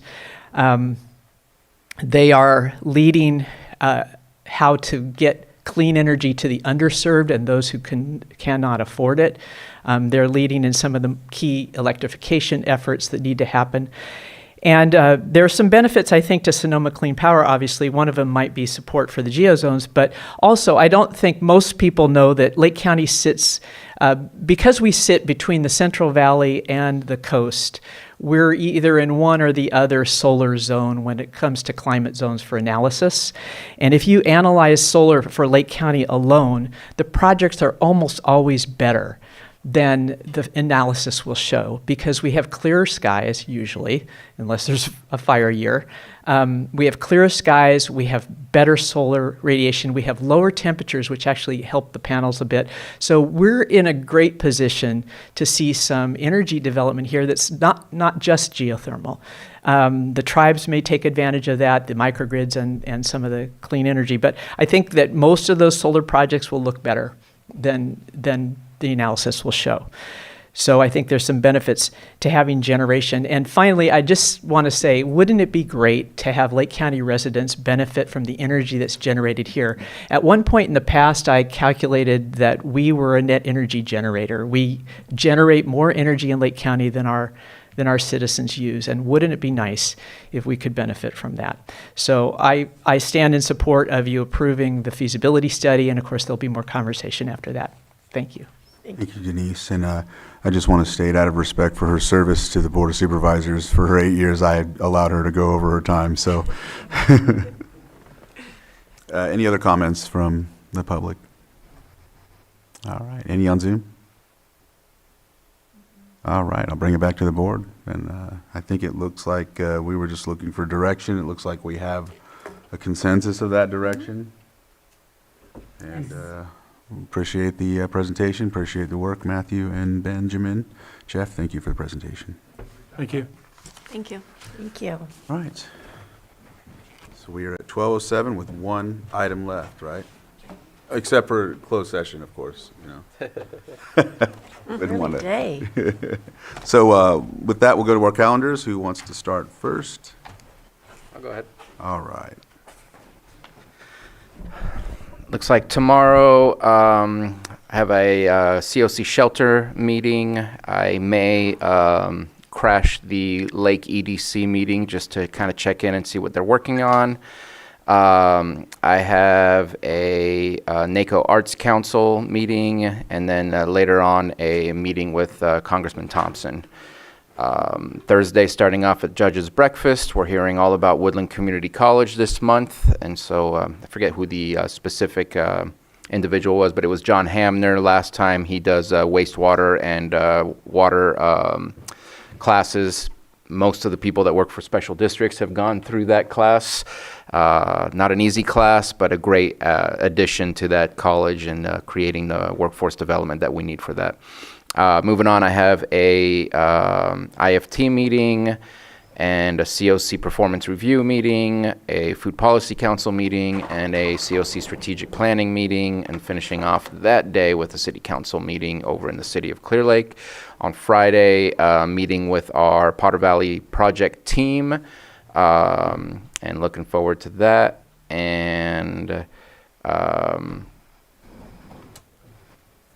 having a conversation with the City of Clear Lake and Public Services on Monday, a CAO meeting for our meeting on Tuesday, and I don't believe that the other meeting I have on Monday is going to happen, and we'll see if that can. But then back here on Tuesday.